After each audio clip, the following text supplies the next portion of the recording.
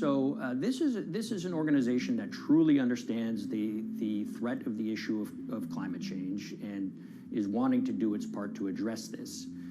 However, in this situation, it just appears their drive, which they've had for decades, to increase the amount of revenues that it can use for land preservation work. Nature Conservancy and many others see that the carbon credits as a pot of money that they can tap into to further their own benevolent aims. But unfortunately, what this has resulted in is claims of climate progress that just aren't really happening. So the Nature Conservancy defends vigorously these deals, and they and others will say, look, our projects are just following the rules that these registries set up. So some would also put some of the blame on the registries themselves because they're setting up the rules which allow these vapid projects to get up and sold. So we've reached out to all of the companies we mentioned in this story, including Disney. They didn't want to be interviewed for this story, but they all told us that, look, we have to rely on the experts out there, and those experts, they say, are these carbon registries that have been set up. Most of these Nature Conservancy deals are set up and sold on this exchange. It's called the American Carbon Registry. Now, it's the oldest of these registries that allow voluntary carbon credits to be sold. They've been around since 1996. What these offset registries do is they set up rules, and any carbon offset project has to follow those rules. But there's this tension that's always there. If the rules are too strict, then it's going to be very hard for carbon offset projects to get up and running. So there's this balance going on where the registries want rules that attract projects, but they don't want it to be so strict where it will disincentivize projects from getting listed. One of the challenges with designing carbon offset systems is that there are normally two people at the table. You have buyers and you have sellers. And to some extent, you have policymakers, but you know, the buyers and the sellers are really the ones with the expertise, with the incentive to really participate hard, make a lot of things happen. And the challenge there is that both of them sort of want the same thing, or they're both happy with the same thing. They're happy with low-cost offsets and a lot of them, because that works for their business model. You end up, though, with nobody really representing the atmosphere, so to speak. Nobody's really representing the climate in those discussions. And so the policies end up biasing the whole system, and you end up in sort of a race to the bottom, and that's what we've seen happen. You know, when it comes specifically to the topic of carbon offsets, you know, I am a fan of carbon offsets in the sense that they can help mitigate climate change. They absolutely can. But, you know, if we're not going to do it correctly in a way that actually does help mitigate climate change, then it's nothing but a distraction. And, you know, after 30 years, you have to start wondering, is it really just a distraction? And that's really unfortunate, but that's where we are. Ultimately, what needs to happen is systemic change. You know, we're sort of nibbling around the edges with some of these different things. We need to change how we produce energy. We need to change how we transport ourselves. We need to change what and how we eat. You know, we need systemic change associated with transitioning to a low carbon economy. A lot of what we're doing today is not promoting systemic change. It's sort of trying to stick your thumb in the dike to preserve the current system. And at the end of the day, that can't really work.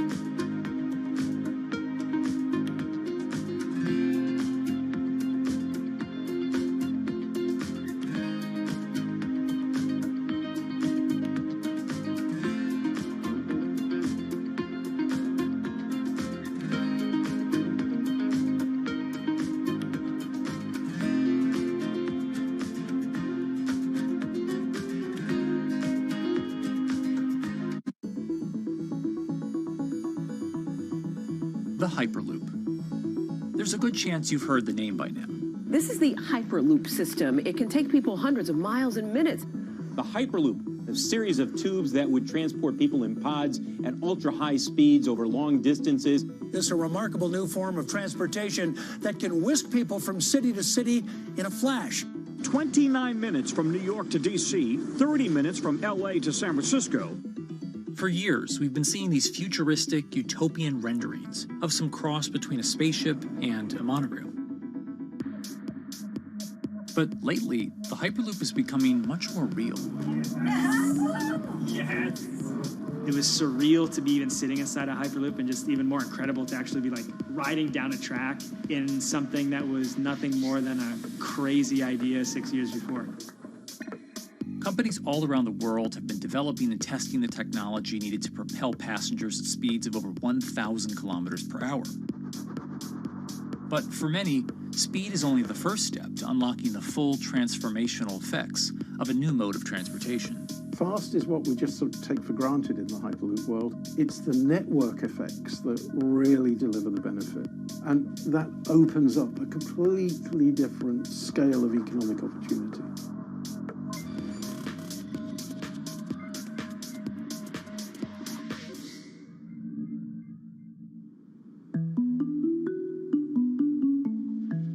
We've got planes, trains, automobiles, and boats for getting around Earth.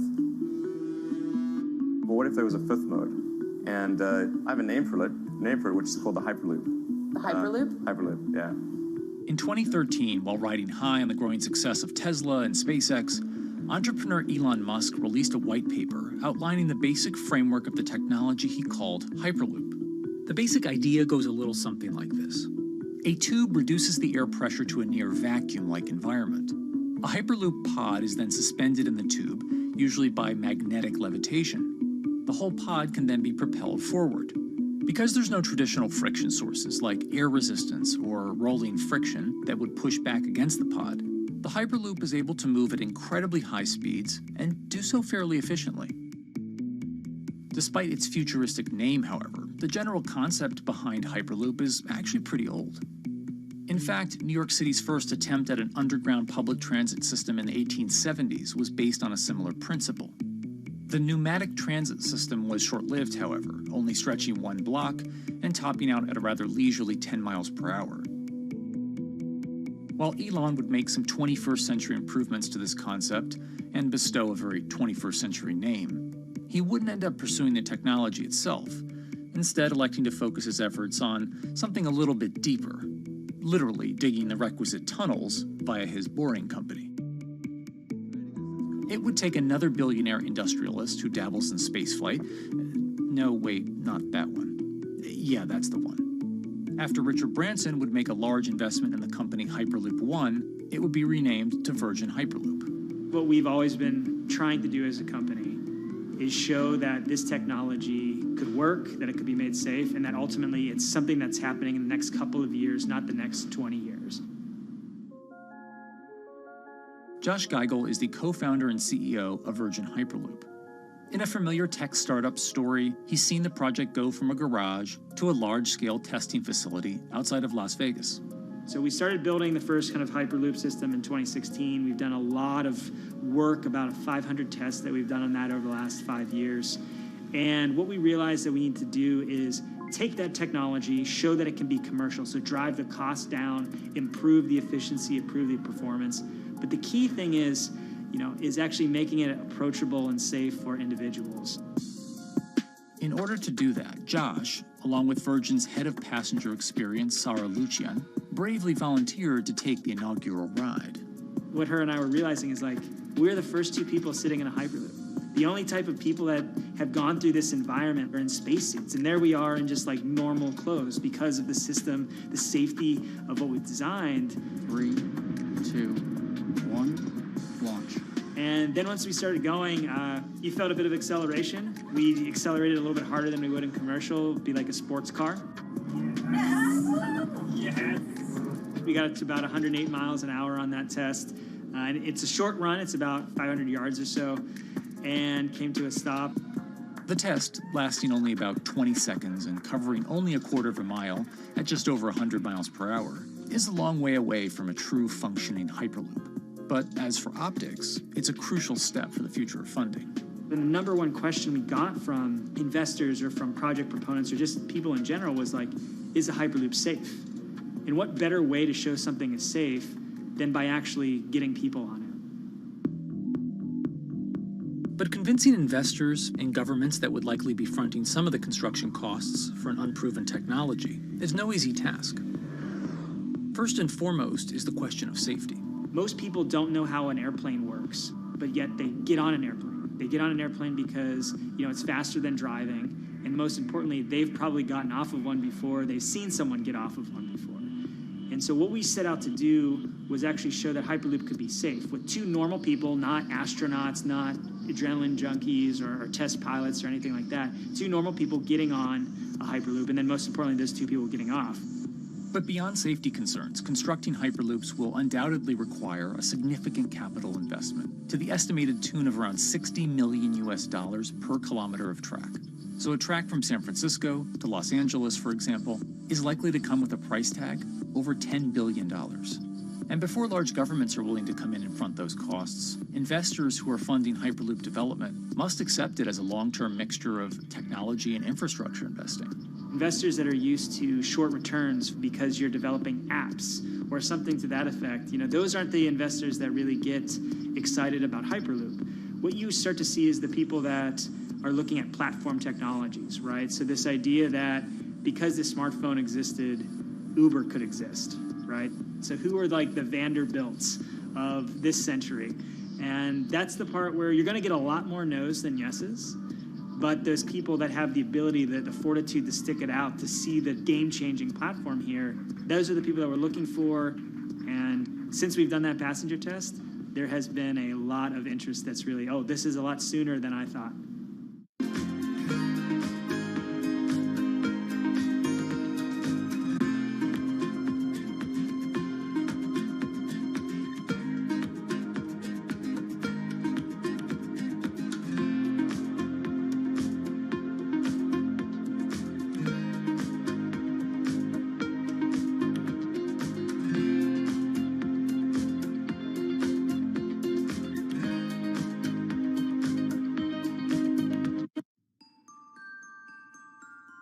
Envisioning the ripple effects of what Hyperloop could achieve, though, is fairly challenging at this stage of development. It's fast, yes, but for point-to-point travel, traditional maglev trains can move pretty fast as well. And outside of China, South Korea, and Japan, even those haven't seen much adoption elsewhere due to the high costs and questionable profitability.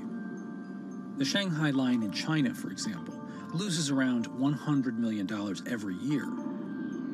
Hyperloop companies, however, believe they can offer something different than traditional railway lines. My name's Alan James, and as far as I know, I'm the only guy on the planet who's written a government-level business case for 300 kmh conventional high-speed rail, 500 kmh maglev, and 1,000 kmh Hyperloop. It's fundamentally about moving people from where they are to where they want to go, when they want to make those journeys, and doing it in much smaller numbers. So pod designs for Hyperloop range from 12 to 28 seats, typically. Why are they small? It's because small enables the network to operate flexibly. And a great example of that is the east-west strategic route across the north of England, from Liverpool to Manchester to Leeds. So to get from Liverpool via Manchester to Leeds by train is just short of 2 hours today. It'll probably take you 2 hours driving as well in average traffic conditions. Net result is those three city regions remain three separate entities: Liverpool, Manchester, Leeds. There's very little commuting traffic between those urban areas. Hyperloop absolutely changes that from the ground up. Liverpool to Manchester is a 5 or 6 minute journey. Manchester to Leeds is also a 5 or 6 minute journey. What that effectively does is create a single supercity economy. In this vision, the Hyperloop acts a little more like a highway, where pods have fixed destinations and don't need to stop along the way. Meaning you can travel on a Hyperloop network from, say, Liverpool to Leeds, while the pod behind you travels from Liverpool to Manchester. And if that metro Hyperloop network is connected to other networks from the same location, you could travel from Liverpool to Paris or Liverpool to Amsterdam, all without making a single stop. For passengers, for business, for leisure, that is utterly transformational. For high-value freight and logistics, it's equally transformational. But critically, if you do a Hyperloop network at scale, you begin to deliver massively significant carbon savings too. A multi-regional Hyperloop network could become a replacement for both short-haul passenger and cargo flights and traditional ground transportation, both of which are significant carbon producers. One Hyperloop-connected distribution hub, perhaps at an airport that is predominantly used for international air freight, replacing maybe 10, 12, 15 distributed road hubs. It takes a lot of polluting and inefficient truck haulage off the roads. That itself means roads gain extra capacity. Hyperloops will still need to use electricity to both move pods and maintain the near-vacuum environment in the tube. Proponents of the technology believe that this can be done by using renewable sources, including a combination of solar panels and battery technology that could be used along the Hyperloop itself.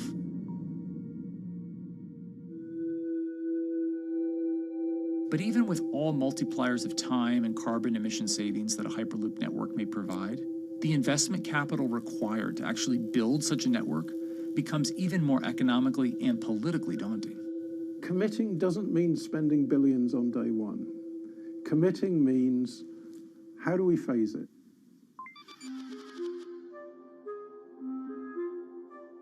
One company in the Netherlands is working to develop that technology, and perhaps more importantly, the international coalition needed to make the Hyperloop network a reality. So we are here in Europe's first full-scale Hyperloop test facility, where we can already prove every conceptual technology of the Hyperloop. This is Tim Houter, a co-founder and CEO of Hart Hyperloop, headquartered in the city of Delft. And while this testing tube might not seem as large as others, inside is a key technology to create the on- and off-ramp type infrastructure of a Hyperloop network. That is, a lane switch. That's something we can already test here. You can actually see it here, that the track is diverging from one track into two. That makes it possible to eventually split up the Hyperloop track in two sections. And in that sense, you can create a complete Hyperloop network. That in the end will make it possible to travel, for example, over a whole continent. Take Europe, for example, with the same ease as you can now travel with a metro in a city. The nice thing about this magnetic levitation system that we've developed is that there's absolutely zero moving components in the track. So for example, if you have to do a lane switch, all you do is that the tube basically splits up, and statically the tracks also split up. And whenever the vehicle enters a switch, it either pulls itself to the right with its magnets, or it pulls itself to the left with its magnets.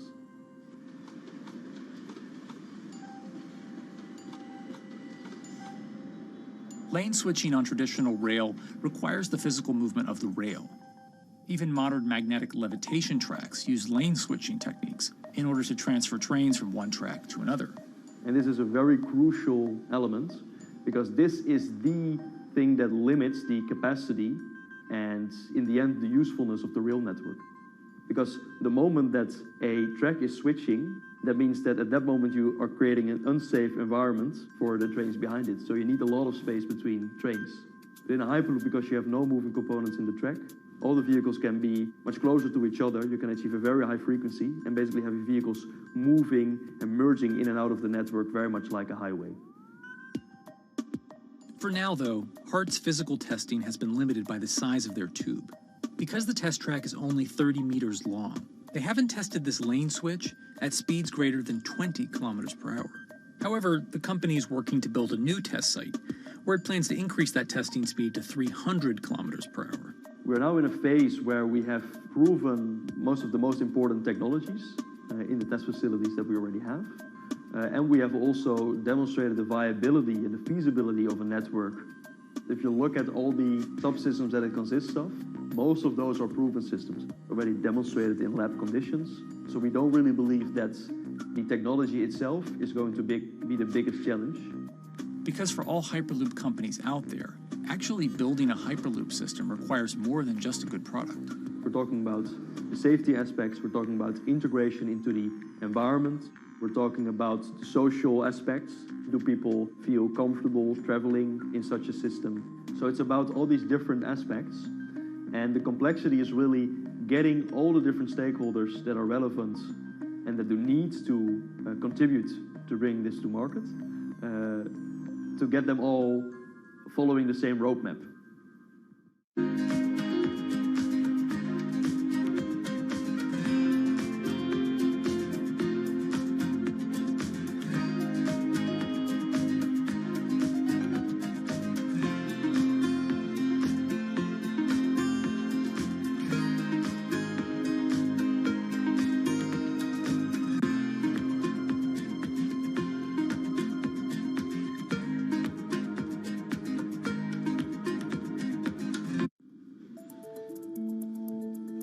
In order to help build this coalition of private and public interest in Hyperloop development, Hart in 2018 partnered with other Hyperloop companies from Europe and Canada. The goal was to define, establish, and standardize the framework to regulate Hyperloop systems. Right now we are working with all the Hyperloop developers together in setting up the first, let's say, structure for starting the standards drafting. One of the most important goals for Hart is interoperability, which is essentially making sure that different systems can communicate with each other. Interoperability is so important because what we want to achieve is actually have this seamless travel experience. So you don't want to end up, for example, going from Madrid to Paris and then switching because you need to use a different technology to get, for example, to Amsterdam. The idea being that as companies around Europe create the first commercial Hyperloop tracks between individual cities, one day those can all be connected to a larger network. Everyone that believes that Hyperloop is a future transport system also realizes that there is a need to have this network because that's where Hyperloop thrives. Hyperloop is such a huge project. It's definitely not something that you can do on your own or as a single company. So you need to do it with a lot of other companies. You need to have the governments. And I think in that sense, the biggest challenge that we've encountered is to really get all the required parties together to take the steps in development and in commercial implementation. Hart's next plan is to build the European Hyperloop Center, an open testing facility which will include a 2.6-kilometer test track. And the company hopes to test travel speeds there at up to 700 kilometers per hour. Virgin Hyperloop is also racing to construct the first commercial Hyperloop route, with projects in various states of development in India, Saudi Arabia, and the United States. Recently, the company announced plans to build a Hyperloop certification center in West Virginia, which will include a 6-mile-long test track. Proving the technology here will be crucial if Hyperloop networks can find a home among infrastructure investments that the Biden administration hopes to make. The idea that there's multiple Hyperloop companies, I think, is a redeeming aspect in the business.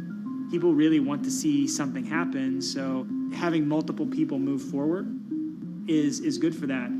I was struck when Josh and Sarah rode the pod. 2 or 3 of the major outlets used the phrase, "We now have a new mode of transport." And although all of that technology had existed before those 2 human beings rode it, It was the moment at which those two human beings travelled that short distance down the tube that, in popular imagination, Hyperloop became a mode of transport. The metaphor I use with my team is that, the Wright brothers were first, but none of us fly on Wright Brothers Airlines anymore. If you don't continue to innovate, you're not going to be around, and so we'll continue to be at the forefront of building Hyperloop. Back in 2013, Elon had an idea. I think the difference now in 2021 is some brilliant engineers have spent real time grinding out the details. And I thoroughly expect the next 3 to 5 years to be decisive.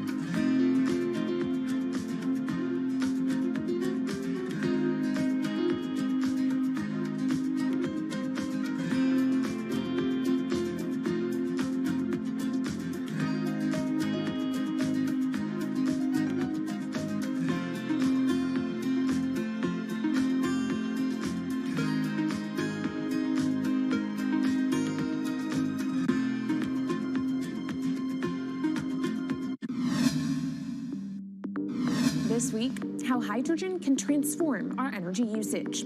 We'll look at why the universe's most abundant element could be a game changer in the climate revolution. Hydrogen technologies are not new. They are used in other sectors. We use them in space, on our rockets, and we don't need the laws of physics to change to be able to use hydrogen on our planes.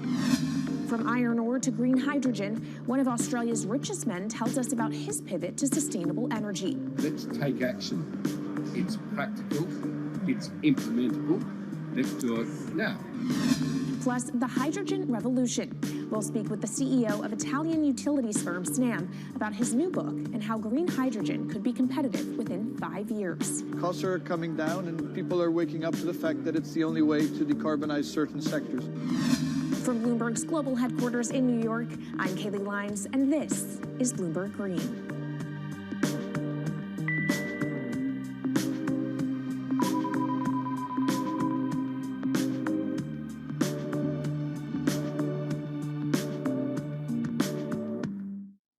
It's a new year, so here at Bloomberg Green, we're highlighting new solutions in the fight against climate change. And one of those is as old as the universe itself, hydrogen. It's the simplest element around, but could well be a game changer when it comes to turning around our dependence on fossil fuels. Today, hydrogen is used in the chemicals industry to produce petroleum products. It's also starting to be used in steel production, an industry under a lot of pressure to decarbonize. But it has far more uses as well, from powering cars to heating our homes. And Bloomberg New Energy Finance sees a seismic shift in the sector in the next 10 years as green hydrogen squeezes out dirtier alternatives. So-called gray hydrogen dominates today. But as renewable electricity gets cheaper and more accessible, so will green hydrogen. In this week's edition of Bloomberg Green, we'll explore what this push into hydrogen means for tackling climate change. We'll hear from Australian billionaire Twiggy Forrest about his pivot from iron ore to hydrogen, and we'll also speak with the CEO of Italian utility company Snam about his book, The Hydrogen Revolution. But first, what are we using hydrogen for? And why does it actually matter? Christine Lee Edwards explains. Hydrogen, the most plentiful element in the universe. On Earth, we find it mostly bonded to oxygen in the form of water, or in other gases known as hydrocarbons. Hydrogen gas, H2, burns hot and clean, making it an attractive tool in the race to net zero. But isolating hydrogen from other elements is no easy task. Today, the cheapest way to do this is via chemical processes that break up natural gas. This releases a lot of carbon dioxide.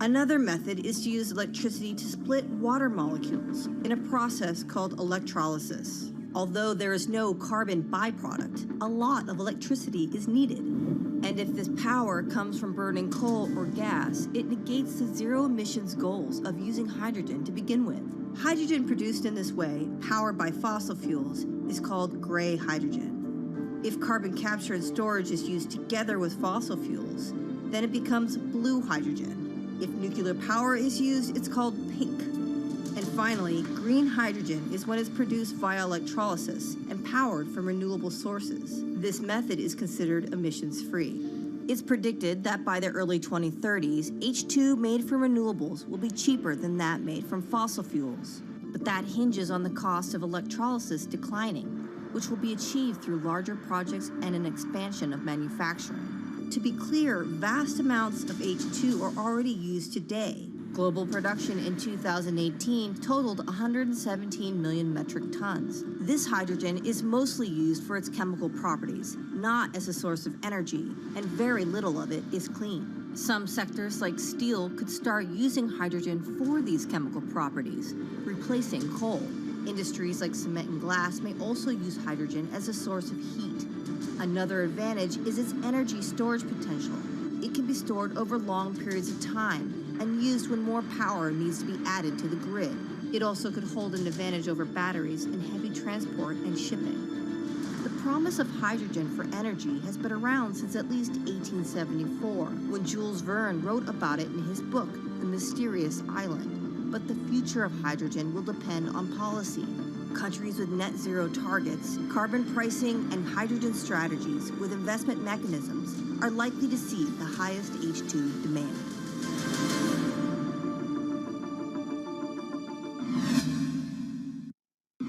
That was Bloomberg's Christine Lee Edwards explaining what hydrogen means for the energy transition.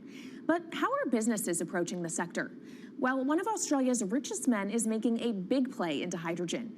Andrew Forrest, better known as Twiggy, made his fortune from iron ore, being the chairman, former CEO, and major shareholder in Fortescue Metals, one of the world's biggest miners. But after having made over $10 billion in profit from the metal in the last fiscal year, Twiggy wants to transform Fortescue into a clean energy company. He's been scouring the planet in search of investment opportunities in hydrogen and renewables.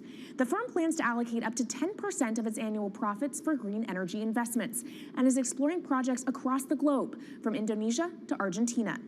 Francine Lacqua caught up with Twiggy Forrest.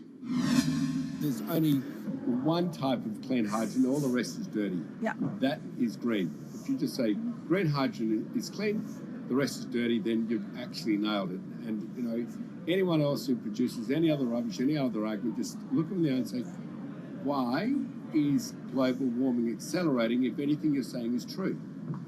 And then you'll know, actually, it's greenwashing. Yeah, but there's a lot of greenwashing because I keep on being told it's a transition. We can't just, make the transition at a click of a finger. So what are we doing wrong? What can we do better? I don't remember the personal computer having to transition the typewriter. I really don't remember that. I don't remember the smartphone having to transition the pocket calculator and the old landline.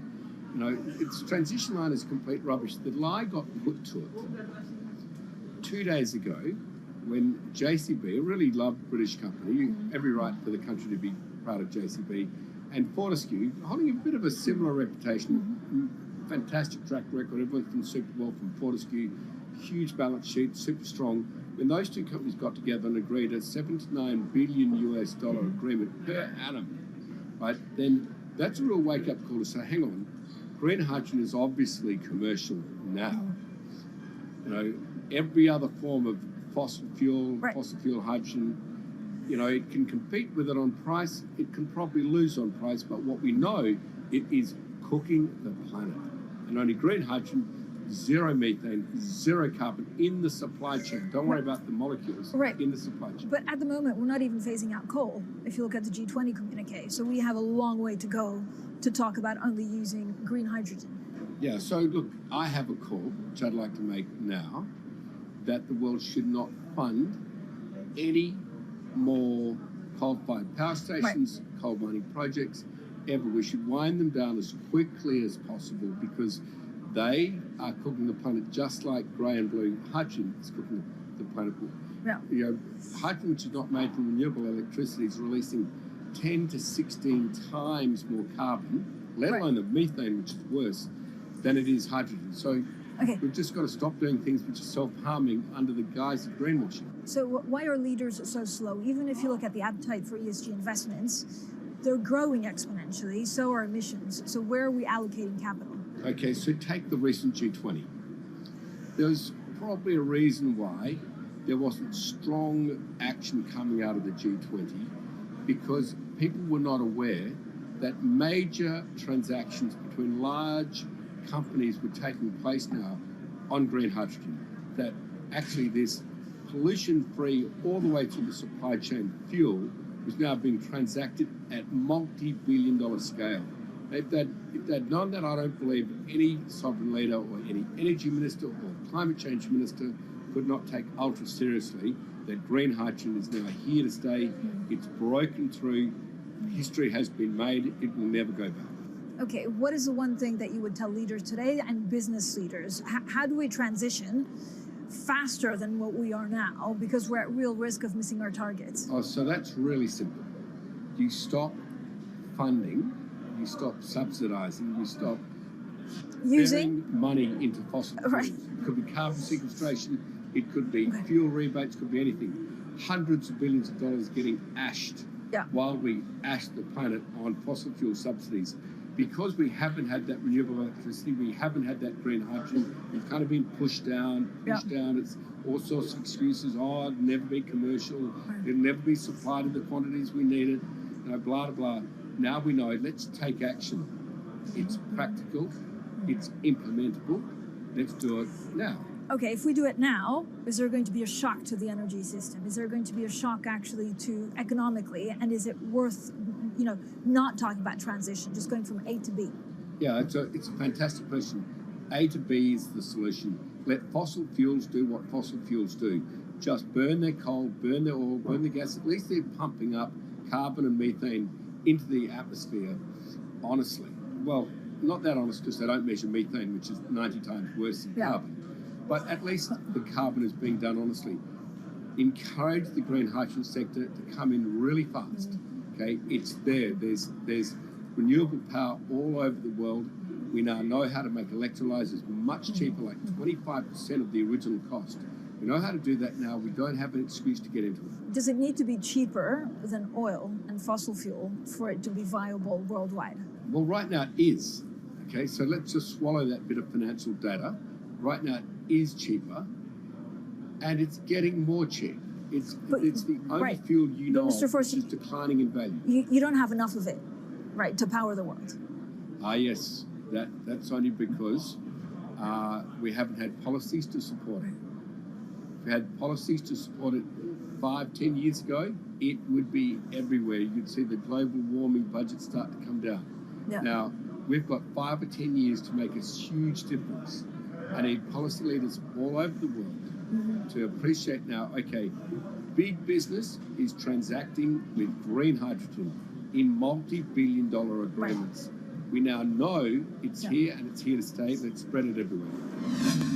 Coming up on the program, the hydrogen revolution. We'll speak with the CEO of Italian utility firm Snam about his new book and why he thinks green hydrogen will be competitive in just 5 years.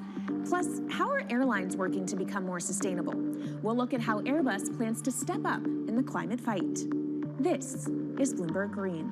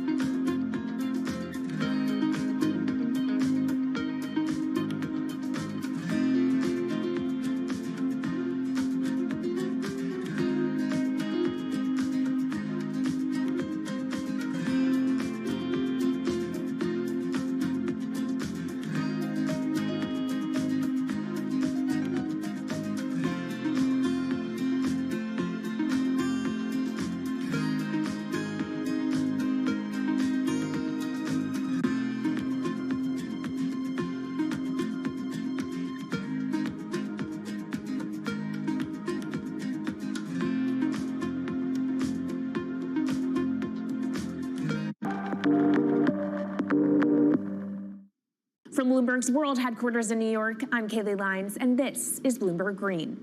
What will the world look like in 2050? Will global temperatures have stabilized, electric vehicles be abundant, and solar and wind power homes around the world? According to Marco Alvera, the CEO of Italian energy company Snam, that vision of the future could be a reality. And he says that hydrogen will pave its way. As he tells it in his new book, The Hydrogen Revolution, Alvera's moment of reckoning came in November 2018 when he tasked the Snam Scenarios team with studying how Europe could reduce its CO2 emissions to zero by 2050. Looking through the results of the study, Alvera said he was struck by how much hydrogen was in Europe's energy mix by that year. Beyond the abundance of hydrogen, the Snam model also predicted that it would be the cheapest form of decarbonized energy for many sectors, and that it could be cheaper than today's prices for oil, coal, and nuclear power. Our Maria Tadeo spoke with Alvera at COP26. It's happening all very fast. We see the cost of hydrogen coming down a lot. Hydrogen will play a big role in the energy mix. I don't know if it's going to be 15 or 25% of a fully decarbonized energy system, but it's going to be big. Costs are coming down, and people are waking up to the fact that it's the only way to decarbonize certain sectors, so-called hard-to-abate sectors. And you say it's the only way and the costs are coming down. Where do you see prices moving? Because a lot of the reticence at times has to do with the pricing, that some argue, well, it's still not the cheapest option on the market. So when I was first working in hydrogen in 2004, it was costing $1,000 per megawatt hour. 2010, 600. Today, 100, and we see it going down to 50 in 5 years' time, and to going down to $25 per megawatt hour in the next 10 years or so, which is a quarter of where it is today. That's really because renewable energy, and we're talking green hydrogen here, renewable energy costs are falling, but the cost of making the electrolyzer, which is the kit that you use to convert solar or wind energy and water into hydrogen, the cost of this kit is falling a lot because it doesn't really exist on an industrial scale. So as we build up capacity, we industrialize it, we standardize it, and we squeeze costs out. That's really the cost trajectory. And for that, of course, you need demand, however, for governments and also institutions to kind of buy into this idea that it is the future and we want to invest and create infrastructure. What are they telling you? When you speak to governments, when you speak to officials, are they keen on this? They're very keen. So the Department of Energy shares our view in the States of getting to below $1 a kilo, which is $25 a megawatt hour. The European Union has a hydrogen strategy, which is very clear, and several member states have the same. Chile wants to export a lot of hydrogen.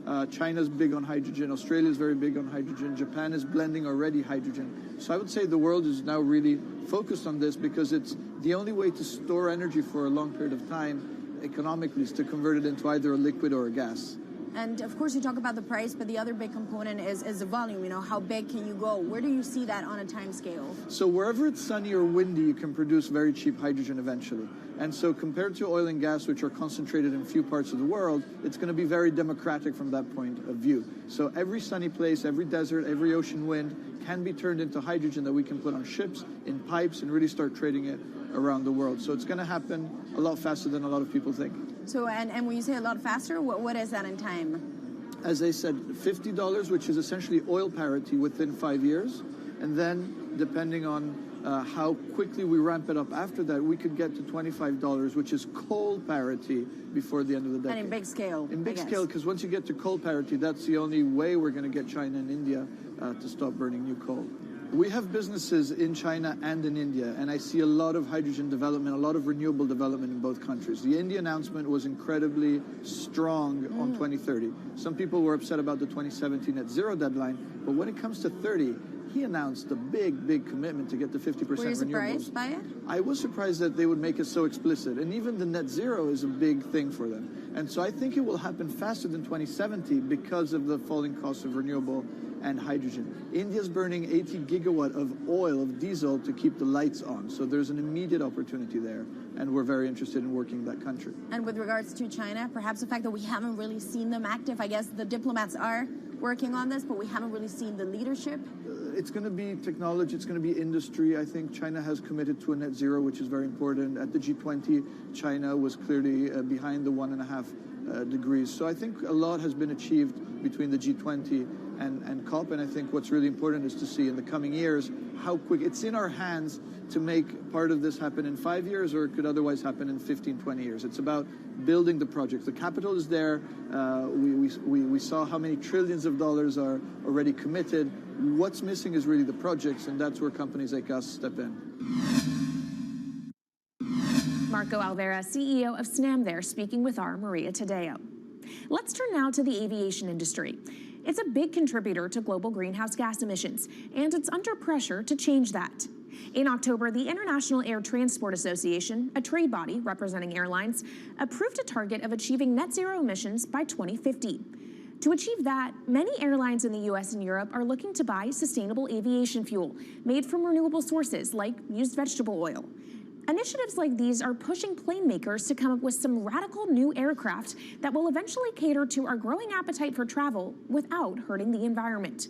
We took a look at how Airbus, the world's #2 aircraft manufacturer, is stepping up to the challenge. How long until we can fly emission-free? Airbus says it's more confident by the day it can be done by its 2035 target. Airbus's CEO spoke about its ambitions for hydrogen-powered planes at the company's summit in France. The physics works. Hydrogen technologies are not new. They are used in other sectors. We use them in space on our rockets, and we don't need the laws of physics to change to be able to use hydrogen on our planes. So every day we become more confident, but we think we need to have a plane, we need to have the right fuels, the hydrogen available in the right quantity at the right place at the right time, and we need the regulations to be ready. So we really need the work and the collaboration of many people around the globe to make it happen on time. But it could be a long wait until green passenger jets go mainstream. Larger aircraft with more than 150 seats are not expected to feature globally until about 2050.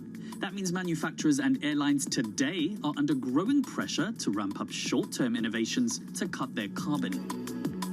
In the long term, meeting the ambitious plans for so-called green hydrogen means building a giant industry almost from scratch. To make that happen, British airline EasyJet is among those saying governments need to get involved and fast. Aviation's emissions over the last 3 decades leading up to the pandemic grew by about 80% to over 1 gigaton, and that's projected to double by 2050. According to Bloomberg NEF, about half of the airlines with the largest global market share have set net zero targets by that same date, nearly 3 decades away. Coming up, from blue sky projects to the bottom line. We'll speak with our Bloomberg NEF expert, Meredith Annex, and dig into their models about how hydrogen fits into the future energy mix. This is Bloomberg Green.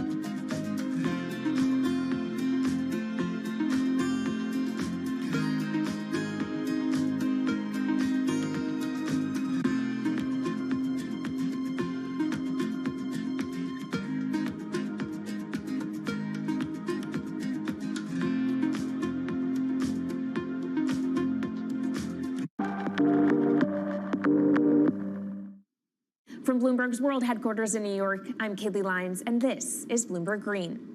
Now let's bring in Meredith Annex, our Bloomberg NEF hydrogen specialist, to talk more about how hydrogen could change the energy landscape. So Meredith, what place do you think hydrogen is likely to have in the future energy mix globally?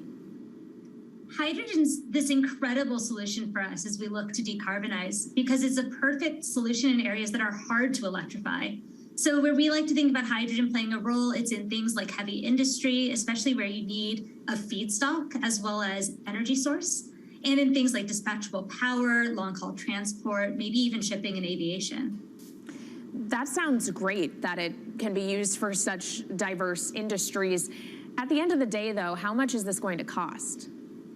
Well, that's the amazing thing about hydrogen, because depending on how you make it, it can actually see significant cost declines in the future. So when we're talking about clean hydrogen, we usually mean green hydrogen produced from renewable electricity. And in that case, your hydrogen is almost as cheap as the renewables that are used to make it.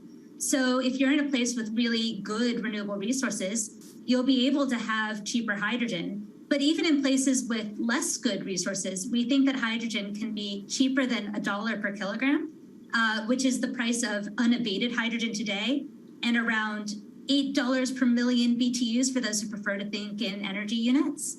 And that can be achieved anywhere in the world by 2050, we believe. All right, so let's talk about kind of the pros and cons list. I don't know where cost fits into that, but what are the advantages to hydrogen over other renewables, and then what are the drawbacks? Yeah, main advantage is the fact that hydrogen can serve roles that electrons struggle with. And that's things like seasonal storage, for instance, or just anything where you need storability, where electrons are harder to store, hydrogen is going to be easier. That also leads to a downside, though, because hydrogen is less energy dense than the usual things that we use for storable energy today, like coal or oil or natural gas. So you will need more volume of storage to handle the same amount of energy. Let's talk about the viability as well and how it may differ in different geographies. What is your view on that?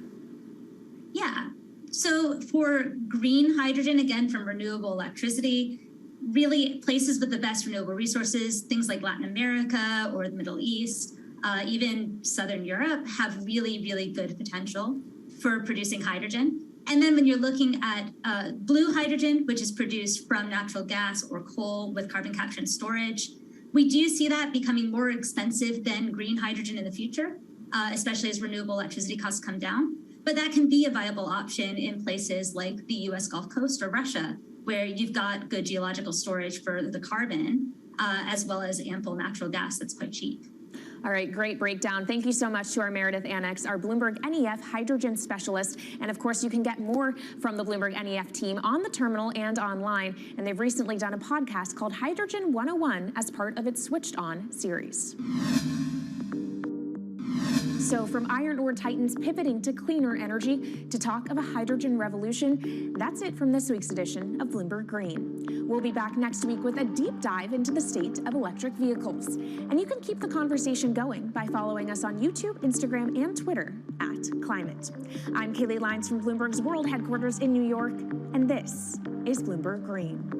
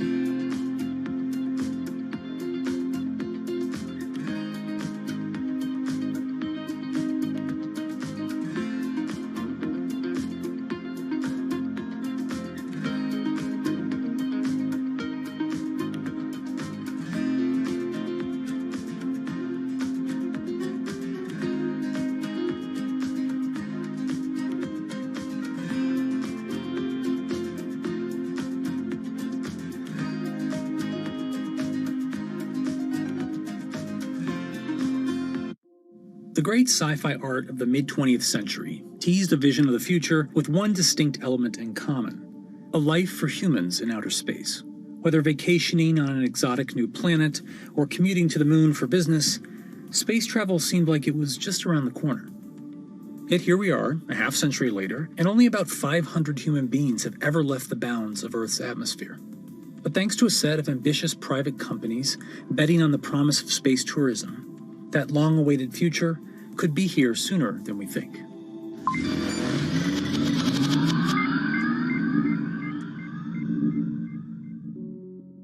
For most of the history of spaceflight, governments have been the prime force behind nearly every aspect, from planning to funding to crew selection.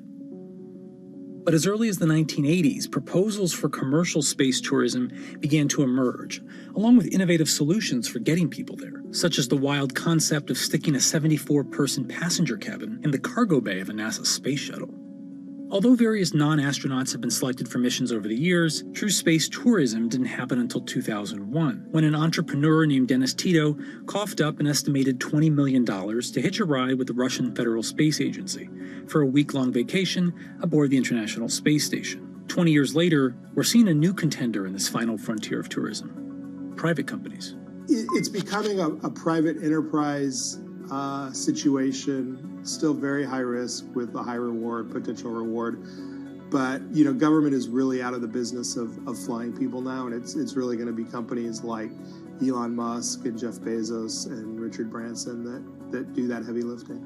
Commercial space tourism is usually about taking the non-astronaut, the private citizen, into an orbital or suborbital flight. So you get a short amount of microgravity experience, and you can float and take some photos.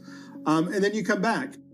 This was something that technology had gotten to a point where the private sector was going to make a business out of this. There are multiple companies that want to get to the place where they fly people into space. The first of these is Blue Origin, founded in 2000 by Jeff Bezos. Using the autonomous rocket system New Shepard, a tribute to the first American in space, Blue Origin plans to launch up to 6 passengers at a time, offering a rarefied treat of 62-mile-high views and a momentary experience of weightlessness. Booking officially kicked off in May 2021, with the very first seat to be auctioned off for charity. Meanwhile, Richard Branson's Virgin Galactic has also been pursuing a viable form of suborbital tourism, aiming for a launch in 2022 once Sir Richard himself has taken a flight. I'm hoping to be able to go to space. I'd love to be able to coincide it with the moon landing and go to space. So I've got the whip on the team, and we'll see how we go. The company claims to have lined up over 600 seat reservations so far, including Justin Bieber and Leonardo DiCaprio. Virgin has projected that the final cost of the ticket will be at least $250,000, or roughly $50,000 for each of the 5 minutes or so of weightlessness that you'll get to experience. Although costly, both companies' offerings aim to make suborbital flight a regular form of adventure travel, eventually driving down costs at scale to expand the customer base beyond the orbit of celebrities and billionaires. The third major contender is Elon Musk's SpaceX, which has set its sights even higher on orbital flights, which are a whole nother level of complexity and energy and danger. When you go suborbital, if you're just going to go up above the von Karman line, which is 100 kilometers or about 62 miles, you only need to get up to maybe 5,000 miles an hour to get up there, and you go basically straight up and then straight back down. You don't have the reentry heating that you would see coming in from an orbital. So when you go orbital, I don't care if you're a baseball or a battleship, you've got to go 17,500 miles per hour, not just 5,000 miles an hour. The energies involved are much greater. By doing that, SpaceX has gone another level up, and that's what they're doing with the Inspiration 4. Visit inspiration4.com for your chance to go to space. Inspiration 4 is the first planned all-civilian mission into orbit, slated to launch in late 2021. The crew will bring their own set of diverse perspectives and backgrounds and experiences to test how a group of different people, namely people who aren't professional astronauts, could fare in space. Until now, astronauts have had to be physically perfect, and this mission is changing that. And so I feel incredibly honored to be representing those who aren't physically perfect. At age 10, I was diagnosed with bone cancer, and I was treated at St. Jude Children's Research Hospital. And I spent a year there undergoing intense chemo and also surgery that ultimately saved my leg. I now work at St. Jude as a PA, a physician assistant, and I work with leukemia and lymphoma patients. The kids we work with are so brave, and they are very excited to watch me go to space because this is showing them that, they're capable of doing this as well. Haley, along with 3 other crew members, will spend 3 days in space, orbiting the Earth every 90 minutes before landing back off the coast of Florida.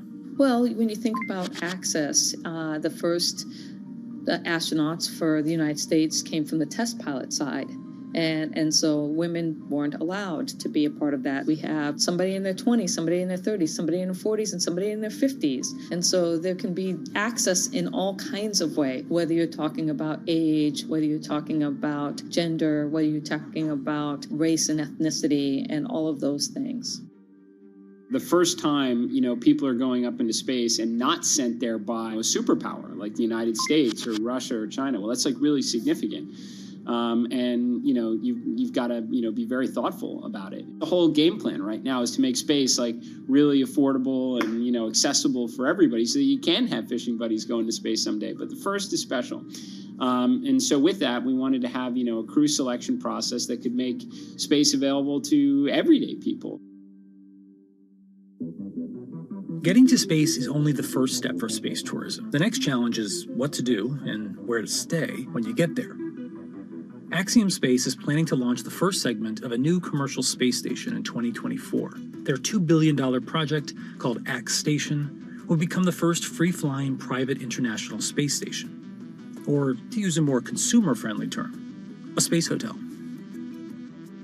Axiom isn't the only company out to make your space stay a little more comfortable. Bigelow Aerospace has been building what they call expandable habitat technology, like their B330, an inflatable pod module that expands once in orbit. There's even one attached to the International Space Station right now they've been testing. And you take it up and it's rather small, and then you inflate it, and it seems to be working very, very well. This is likely to be the first kind of tourist hotel that you're going to see up in space. First of all, it's easier to carry instead of this giant tin can with all of that. The inflatables are lighter. You can just blow them up, and they get a nice big size for about less than half the weight, probably.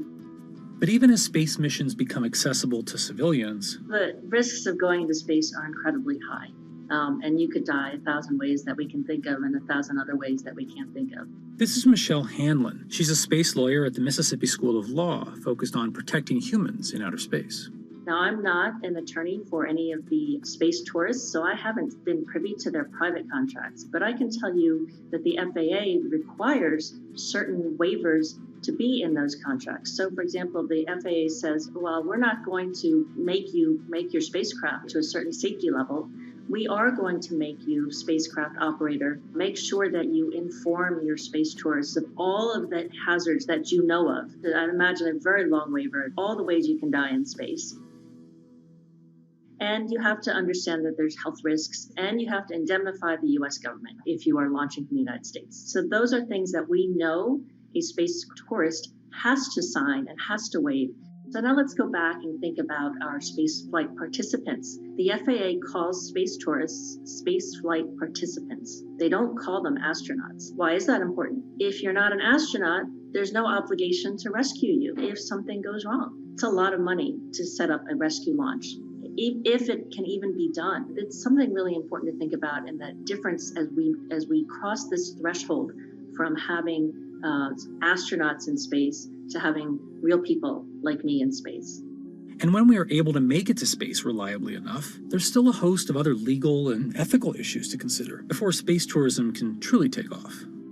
There are so many gaps in space law that we are going to have to put in a lot of sort of basement ideas. And so, for example, the Outer Space Treaty is a treaty that offers principles and guidelines for state activities, for the activities of national governments. It doesn't talk about private entities. It doesn't talk about humans in space. So now if something goes wrong, so let's think about all the times hotels on Earth are sued, right?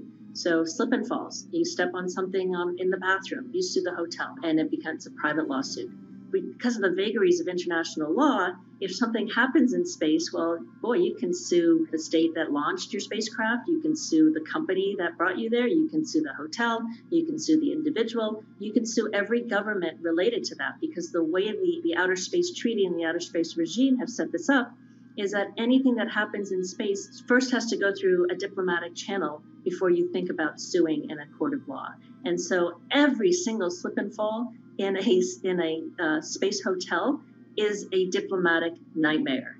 And so we really need to figure that out before we start sending a lot of people there. You think about human rights in space. Here, we don't think about a human right to oxygen because it's kind of all around us and free. It's not in a space hotel. So what happens if something happens and the oxygen depletes? Who gets the oxygen first? And then, of course, let's not even think about the labor. How do you treat your labor in a space hotel where that person may be there for 2 or 3 years without coming back to Earth? So a lot of things to think about. Space habitats are more likely in the near future to focus on research missions and be a home for experiments that can't happen as easily back on Earth. Space hotels, I think they garner a lot of headlines and a lot of news, but at the same time, that's not the first thing that you're going to see happen. They don't offer the compelling business case, I think, that you'll see from a place that wants to manufacture pharmaceuticals or a new type of crystal or some type of filament or fiber optic cables and other things that you can do in microgravity.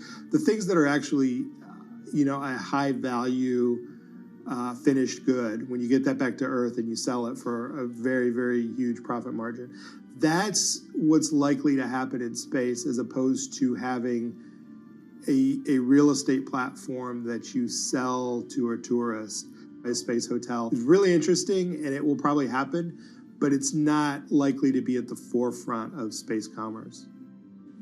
Even if space hotels are right around the corner, don't get too excited about booking a trip in one. It's not a cheap ticket to ride to space, and it's going to be, millionaires and billionaires and that sort.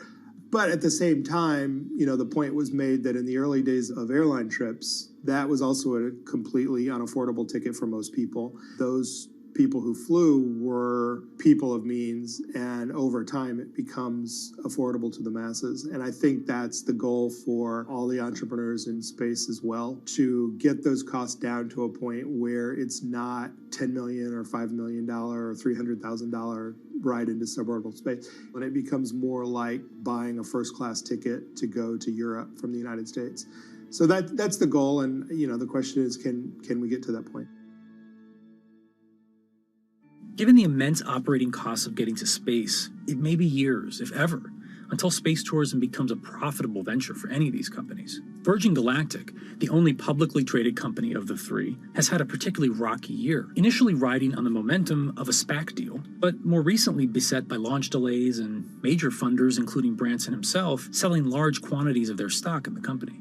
Space is really, really, really hard, and it's an absolute cliche, but it's one that happens to be very true. It's just really hard to do. That's also the reason that you've seen the delays that, Virgin had talked about flying years and years ago. And it became such a crazy point that Richard Branson actually stopped talking about it when he was asked, because it was never going to be when he predicted. But it's not insurmountable. And, investors have stepped up because this is something that is doable. Despite the astronomical dangers and costs of getting to space, it may ultimately follow the course of other once fanciful modes of travel. Wright brothers having, what was by modern standards a very unimpressive first flight, at Kitty Hawk. I mean, you had like less than 20 years later, you had your first airborne ambulances being used to save lives. Fundamentally, the world is a more interesting place when people can go and dance among the stars and such. The lure of space is innate. It's in our DNA. It's that exploration bug. We are an exploratory species, and we want to go out there and see what's out there. That vision that I had in 1969 of seeing normal human beings travel into space, it's finally beginning to happen. When you get a bunch of people up there and they can all see it for themselves, that'll create even yet another revolution in how we treat our planet and the way we think about it. So while 2001 came and went without quite looking like Stanley Kubrick's ultimate space fantasy, 2021 might finally be the year we're catching up.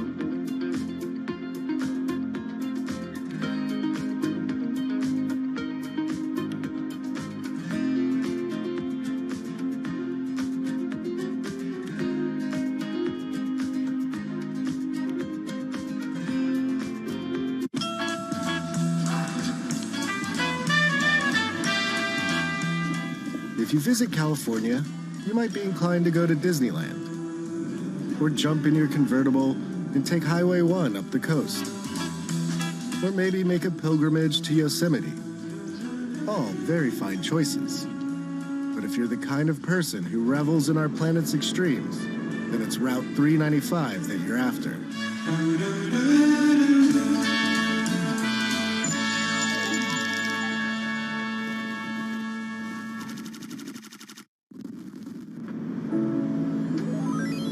This one glorious road will carry you from Death Valley's desert floor to sky-high views of Mount Whitney.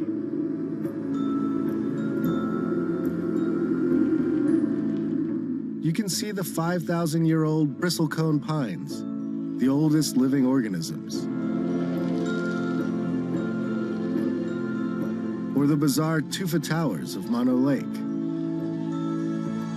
And true to California's boom and bust spirit, you can saunter around the ghost town of Bodie. What a novel experience to find an empty American city where all the businesses are shut down.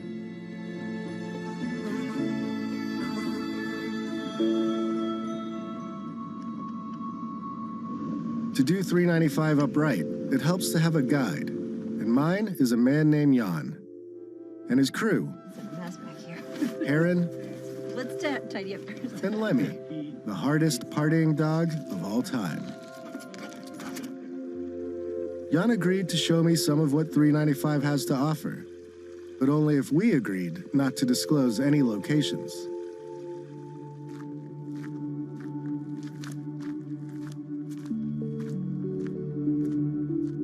My name is Jan Srostra. I'm an industrial designer out of LA, and I spend a lot of time camping and a lot of time in the Eastern Sierra. It's a place I love, and sometimes I'm known as 395 North because my Instagram account, and I don't like to be known as that, but I'm trying to use it to set a good example and do more with it than just social media. Where did we end up camping? We got here late last night. I wasn't even sure where we are. This is BLM land, right on the outskirts of National Forest, and it's one of my favorite places in the world. Basically, everything outdoors wrapped into one. Yeah. You know. Good thing about California, man. Oh, man.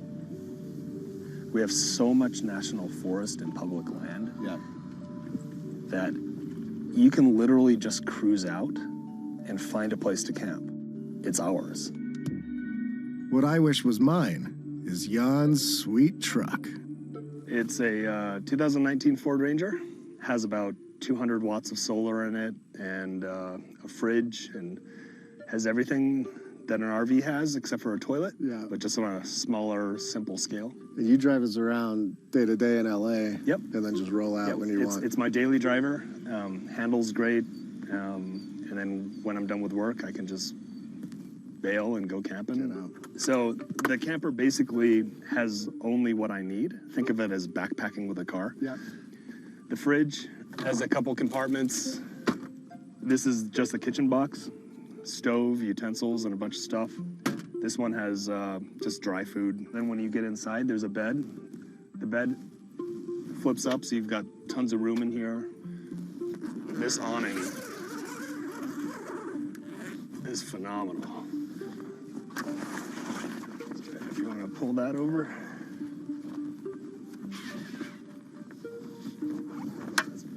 That's cool.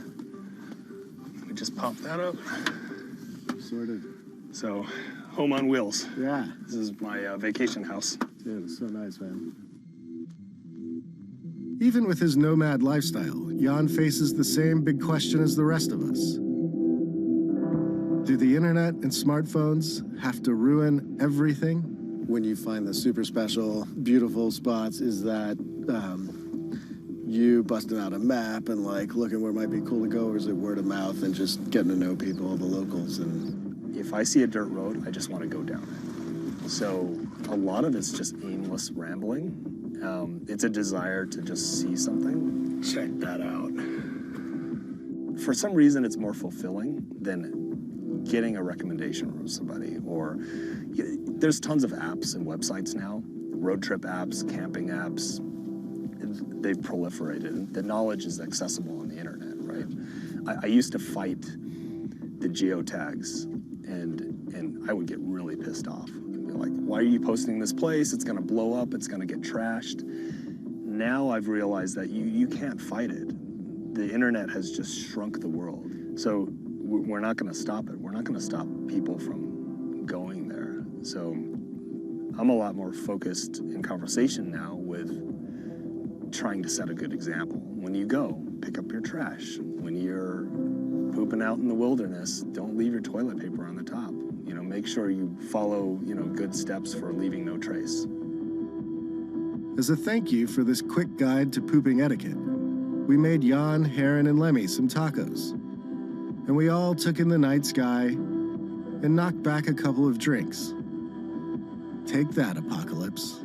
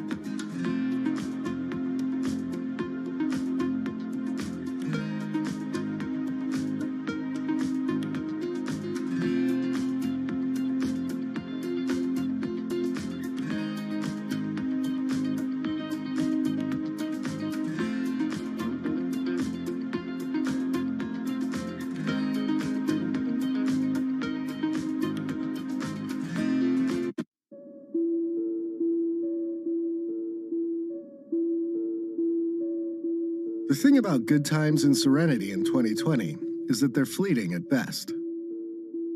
After we split up from Jan and continued on our way, smoke started to envelop us.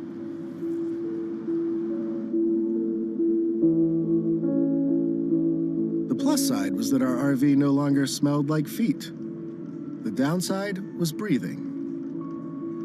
My man David here suggested that we try and outflank the smoke by cutting through Yosemite. Without a reservation, we had to talk our way in. Yes, no stopping, no getting out, and yeah, don't go in the valley. Yeah, no problem. We just wanted to get through. It was a beautiful choice. Glad we got out of the smoke. Whoa, okay. But not quite as effective as we had hoped.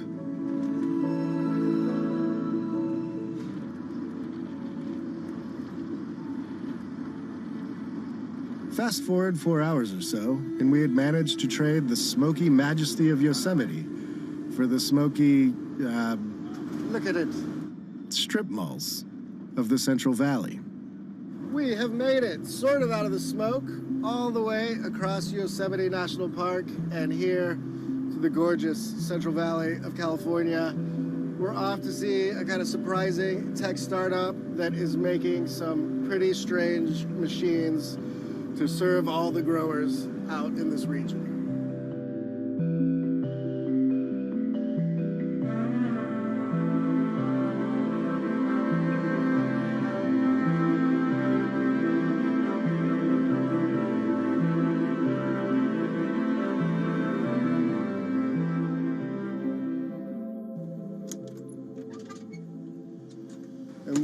And we're here in this near Fresno. This is California farm country, right? We're just south of Fresno, a town called Kingsburg. So we're right in the Central Valley of California. Very, very large farming valley here. It's kind of considered the breadbasket of the world. The Central Valley stretches out over about 20,000 square miles, and the farmers here produce about 1/4 of the food that Americans eat, including a whole lot of fruits and nuts. Tell me a little bit of the background of Gus. I know some of this is like a family business. The roots of this go back a ways. Tell me kind of like how we got to what's essentially like a startup, I guess. Yeah, definitely. So the founder of our company is Dave Crinklaw, and he started the business back in 1982. He started with his dad was commercial spraying of trees and vineyards. Got to the point where our biggest challenge was labor, just the shortage of it, really. He was forced into innovating, and he had this idea for quite some time about doing a driverless sprayer, and it finally got to the point where he said, you know what, I either got to get out of this business or I'm going to innovate. Organic or not, crops need to be sprayed, and this process has to take place a few times a year. This means hiring a lot of people to work long hours under serious pressure. And so, just like the tech bros to the north, Gus decided to solve all of its problems with robots. On this like labor point, you guys have set this up where you can have somebody in a truck and that one person can monitor, I think, like 8 of these. In order to operate Gus, you have one guy or girl that sits in a pickup and they monitor from a laptop computer. So that person is basically just watching all the vehicles on the screen. They can monitor up to 8 of them at a time while they're out there spraying in the orchard. And so that user interface really provides them with all the information they need to make sure that the machines are safe and that they're doing the correct job. So it tells them what speed they're driving, the engine RPM, the amount of gallonage per acre that they're applying at any given time. So if any one of the machines has an issue, it's going to send an alert to that laptop. Much like a self-driving car, these beasts use GPS, LiDAR, and cameras to see and navigate the world around them. They also rely on pre-built maps of the orchards for extra guidance. Gus builds the machines right here, and then takes them out for robot training on this orchard next door. It's here that the company learns if the machines will behave and do as their software and human masters command. So this is kind of like this is a test orchard where you guys put it through the paces and work on the technology? Yeah, so this is our test orchard right here. It's right by our building, as you can see in the background. So every new machine, as it comes off the assembly line, it's put through a commissioning test right here. We test all the sensors on the machine, autonomous computer, all the safety systems, make sure it's doing what it's doing prior to when it's delivered to a customer. So what's it doing now? So right now he's doing a test spray. So he's just turning the water on to make sure that the system comes up to pressure, spraying water out of the nozzles just to make sure it's all functioning properly. Okay. It's got like a crazy turbine at the back, or? Yeah, so it's basically just a big fan. Okay. And that fan's driven off of the Cummins diesel motor, and it just basically creates a big airflow. Gus is already selling these vehicles to brave modern farmers. And people the world over have taken notice of its machines. And have you just sold them in the Central Valley, or like throughout the U.S., or even overseas, or where are they going? Yeah, so right now the majority of our machines are here in California in the Central Valley. However, we do have machines and customers in Florida, in the citrus industry over there, as well as Australia. And I think you started selling them in like December of 2019. Yeah, so we started taking orders early last year for the sprayers, and the first deliveries we made were in December of 2019. Okay, so. And how much do they cost each? So our retail price on these machines is $285,000. So it's not a small investment, but I'm sure the regular sprayers aren't cheap. Yeah, either. I mean, we're honestly not too far away from conventional equipment on our price, and the main thing is that the return on investment is very quick due to all the labor savings and the increased efficiency. I mean, these machines, they just thrive.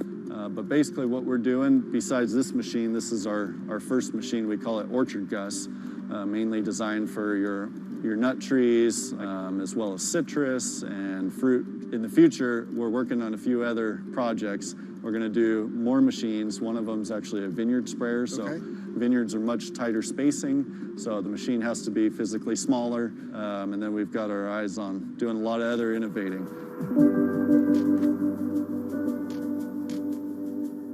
That right there, friends, is a Central Valley farmer putting his whole fruit basket on the table. Gary's TED Talk can't be far off. And with that, it was time to get back in the RV and to confront what happens when three men are bested by their own failings and the forces of entropy.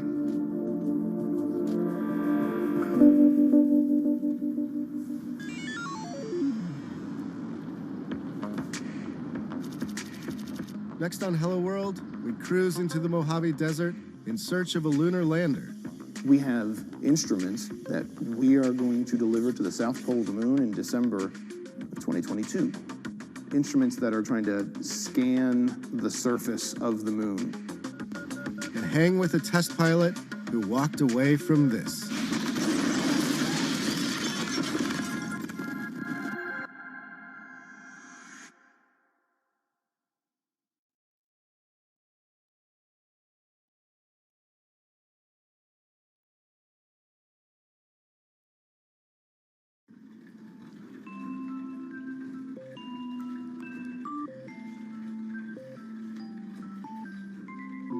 Meet Betty. She lives by herself, but for the last few months, she hasn't been alone. LQ, tell me a joke. Did you hear about the claustrophobic astronaut? No. Apparently, he just needed a little space. Most technology isn't made for 93-year-olds. But this woman is making sure that this particular robot is. LQ, who are you? She's researching the way we interact with machines. And if she has her way, robots will soon be a trusty companion for all of us. My name is LQ. How can I help you? As technology replaces old jobs, it's also creating new ones. I'm Aki Ito, and I'm here to show you the jobs of the future.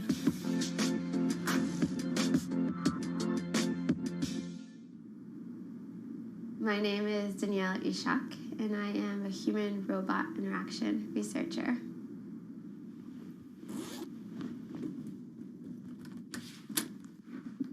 It's really hard to intuitively design a robot meant for a consumer audience.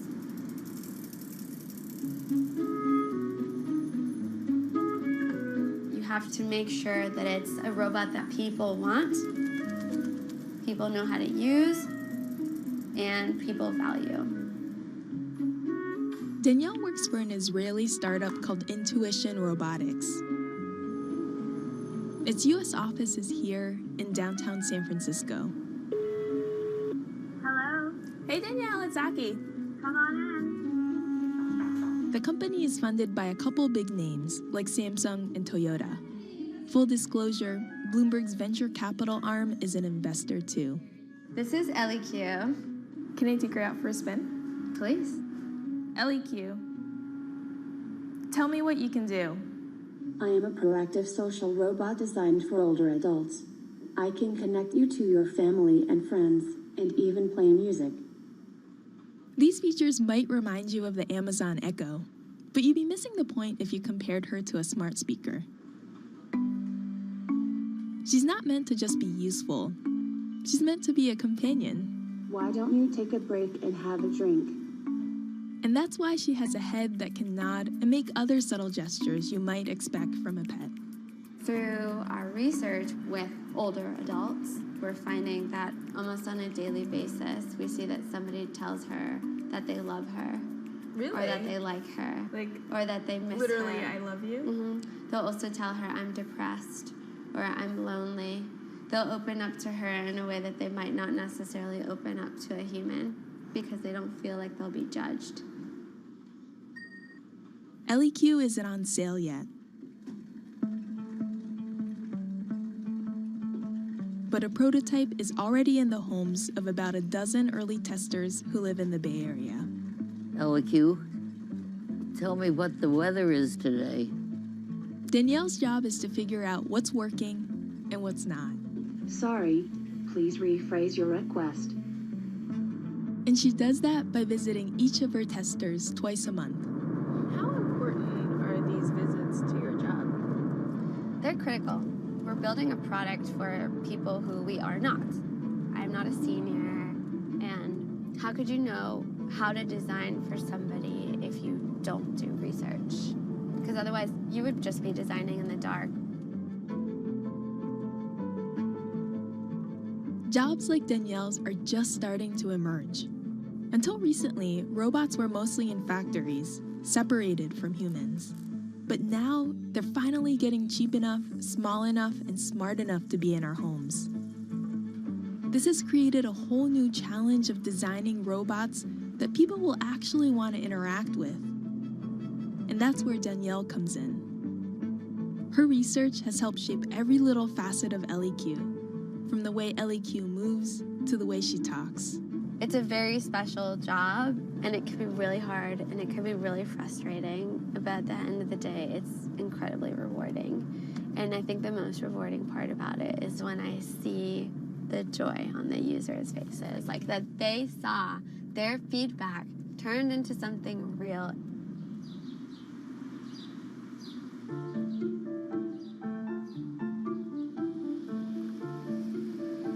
Today, we've driven east of San Francisco to go see one of Danielle's research participants. LEQ, tell me something interesting. Did you know that Ronald Reagan was a lifeguard in high school and saved 77 people's lives? Now, see, this is where a conversation is.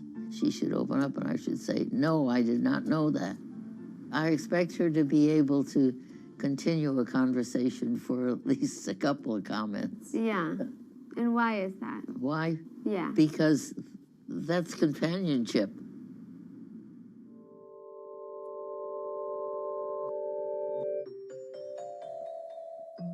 When Betty was around Danielle's age, she was working with some of history's very first computers. When I was finishing up my master's degree, I was working at Harvard in the computer lab when they were building Mark IV. a large room-sized computer. But now, this artificial intelligence stuff is amazing. LQ? Yes, Schedule a doctor's appointment.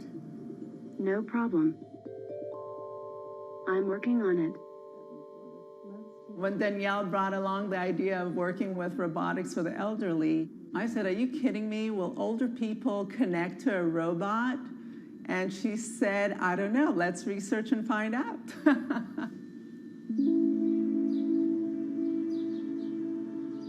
Danielle grew up here in this suburb of Atlanta. Her parents spent much of their childhoods in Israel and met in the US. We as immigrants, we understood that we might need to work a little harder. In fact, I feel that rather than taken away from Danielle, it gave her so much more, because she understood the fact that you need to run after your dreams and work really hard, no matter what the challenges are. School didn't come easily for Danielle. I have dyslexia, and that very much affected my self-esteem academically. The principal of the school did not recommend her to take advanced classes. She fought for it, and she got into it, and she did very well with them, too.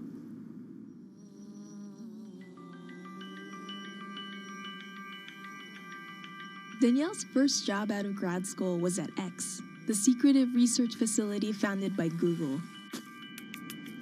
It's known for dreaming up all kinds of wacky, far-flung ideas.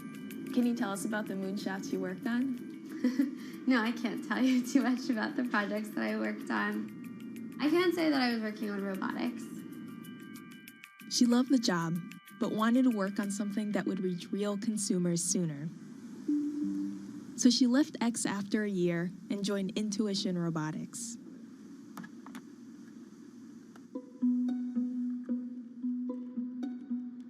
She's been working in the field for 4 years now, and it took her a while to find her footing in a male-dominated industry. I've gone to different meetups where there'll be like a circle of men with their like zip-up jacket with their like company logo on it and a beer in their hand. And I'll come in with lipstick and nobody wants to talk to me. This is my closet. So at first she did her best to fit in, wearing a pair of glasses she didn't need and toning down her style. So what's the kind of thing you used to wear to a conference? Stuff like this, blousey things that make you look like you're 40. But that got old after a while. And what's the kind of thing you wear now? Now it's like I just enjoy being kind of expressive and playful in what I wear.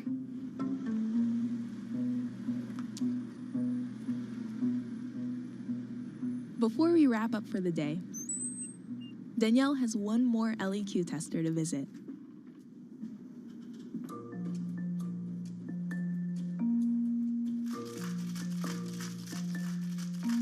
Joseph is 97. And he's had the robot in his home for 8 months. How are you? I'm fine. How are you? Good.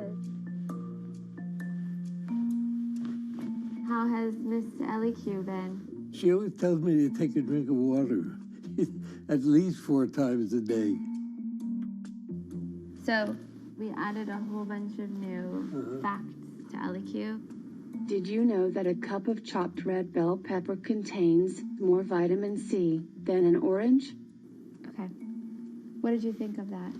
Certainly, the print was, I could see that quite clearly. What about this? I can see that.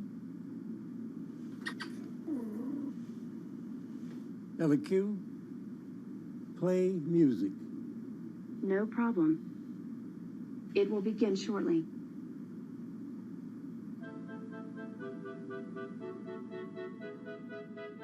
By 2050, almost 500 million people are going to be 80 or older.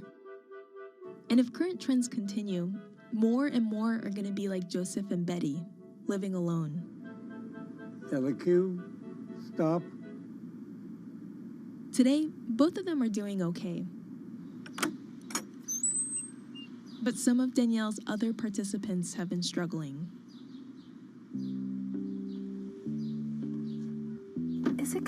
hard to leave them at the end of the day?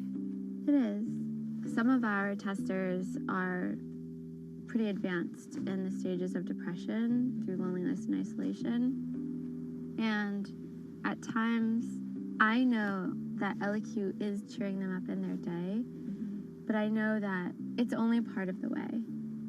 No source of artificial intelligence, robots, will ever be able to replace humans and human companionship or human care.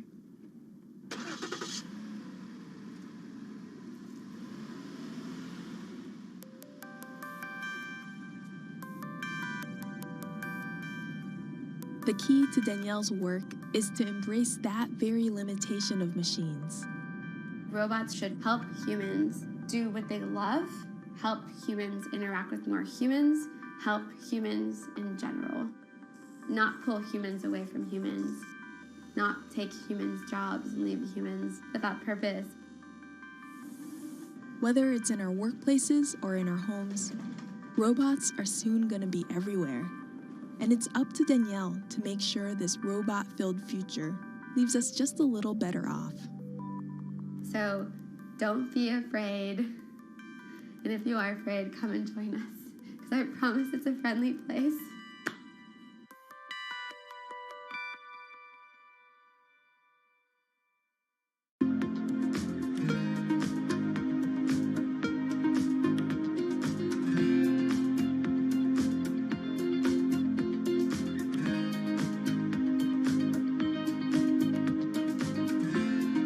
Times are tough. Jobs are scarce. It's risky to be outside and around others. Seems like there's very few ways to make extra money during a pandemic. So I guess I'll just hunker down and binge social media until this all blows over. Wait, don't these people make money? How do these people make money?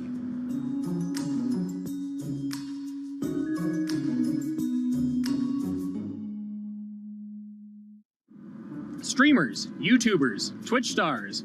How do they make money? Is it a lot? Is it a lot of work? I know, I gotta ask somebody in the biz, and I got just the guy. Austin John Plays.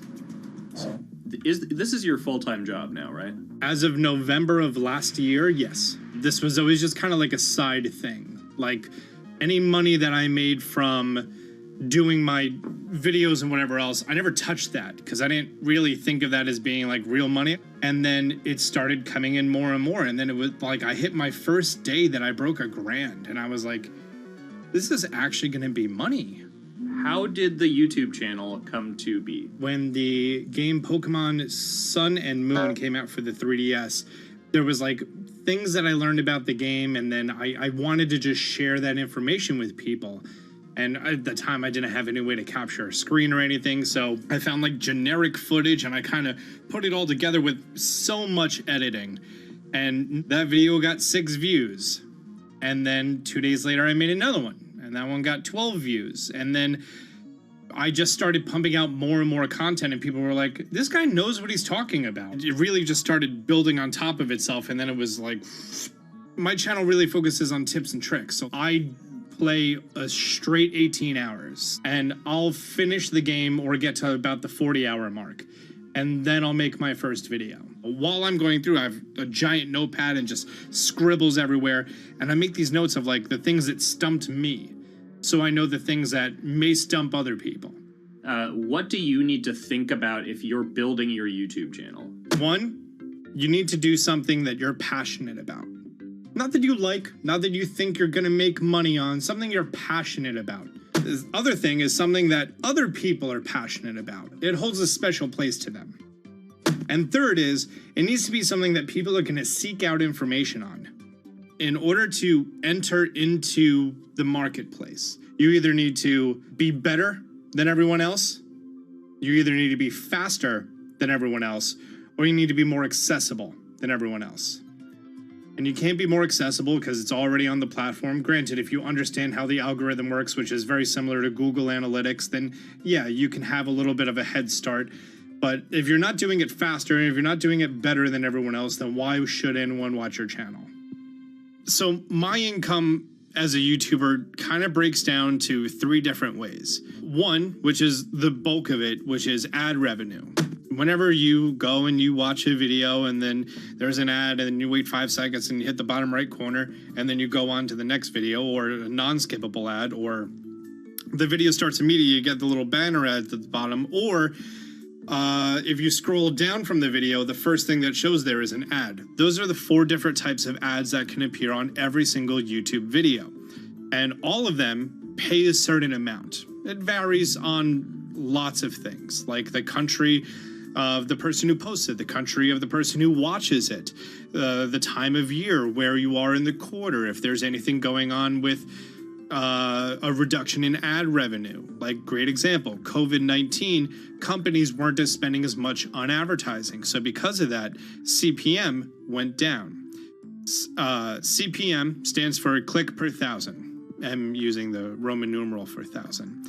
And that means that for every 1,000 views, you get a certain amount of money. Now, on low ads, when I first started off, my CPM was 30 cents. So every 1,000 views, I made 30 cents.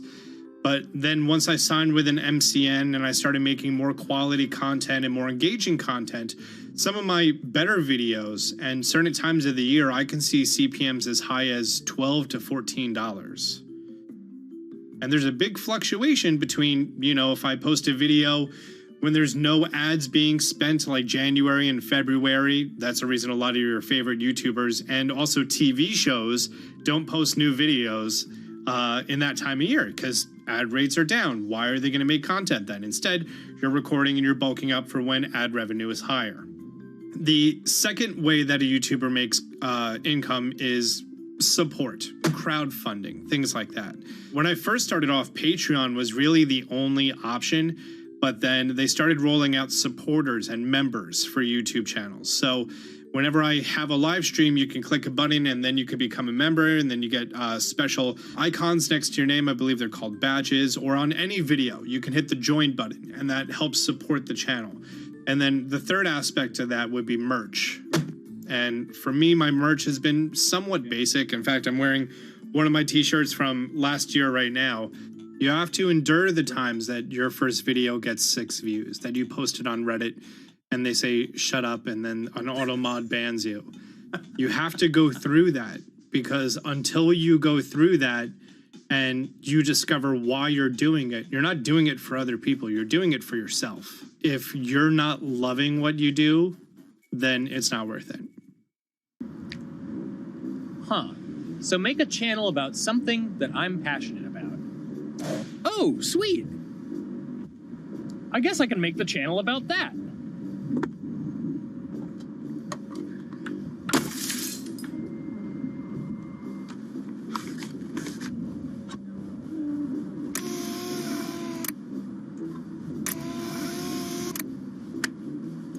Now, how do I grow an audience?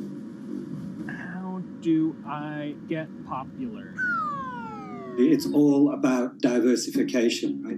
You have to have a massive Twitter following. You have to have a massive Instagram following. You have to have a massive YouTube following. Of course, you have to be on Twitch, which is the key platform. But basically, any way you can get in front of your page with your audience is going to drive those clicks, which ultimately drives the advertiser revenue that you get back from all of these platforms. It's me and Dan playing video games and talking in a funny manner over them. They're not just people who are good at games, they're actually people who are good at online engagement, online entertainment, first and foremost. You have the right to remain stylish. Anything you wear can and will be used against you in the court of fashion. The streamer is either very, very talented at the game. The best player in the game is generally going to draw a crowd because people like watching people who are very good. On the other hand, they're either very, very good or funny, charismatic, whatever it is on that side. Oh, no. You know, it becomes more of a show where they talk about other things outside of the gaming world, and gaming becomes really just a backdrop and an excuse to engage with that audience. There were those weird, like, Ronald McDonald, like, straight to VHS movies. You remember those? I'm personable, I'm chatty. I would kind of, you know, when boring things were happening in the game, I would ramble on about, you know, movies I'd watched or books I'd read and, you know, or conversations I'd had and stuff like that. And so I think being personable was a big part of that. It's not just getting on and playing games, it's getting on and being an entertainer. You are putting on a show. All right, now let me go ahead and grab the samurai sword that every gym has. Okay, he's dead. To have a larger audience and to have that audience, I think, stay with you, you have to bring something extra. You know, you have to find your niche. You have to find what works and what connects with the audience and what makes them laugh and what makes them keep coming back. You gotta make it a little more exciting, all right? Throw in a hanging bishop. Have everybody in suspense for a moment. I think the real most important thing is to just get used to being on camera. Like in any sort of performance thing, is get used to talking on camera. You know, my first few videos were terrible, but because I sat down and did it for 6 to 8 hours a day, I just got used to talking and I got over that uncomfortable hump. If you go into Twitch purely with the expectation that you're going to make money, make a job out of it, have all this growth, and it's going to be great, you're probably going to burn out prior to getting to that point because there's very little payoff for a long time, right? Like multiple years generally before you really start to see a payoff. And so, you know, those first few times you're streaming, nobody is there. One person shows up every 30 minutes, says hi, maybe, and leaves, right? Like, it's very discouraging, I think, for a lot of people. And so you have to be there just loving it. You have to love talking to yourself when nobody is around. You have to love just the game that you're playing, all of that stuff, because it takes a while. And I think a majority of people burn out prior to getting to the, like, profitable point of it. And there you have it. My very own YouTube, Twitch, Discord, and streaming channels all ready to go live. It's a veritable social media ecosystem just on the verge of thriving. So, don't forget to smash like and subscribe, and visit my Patreon for perks.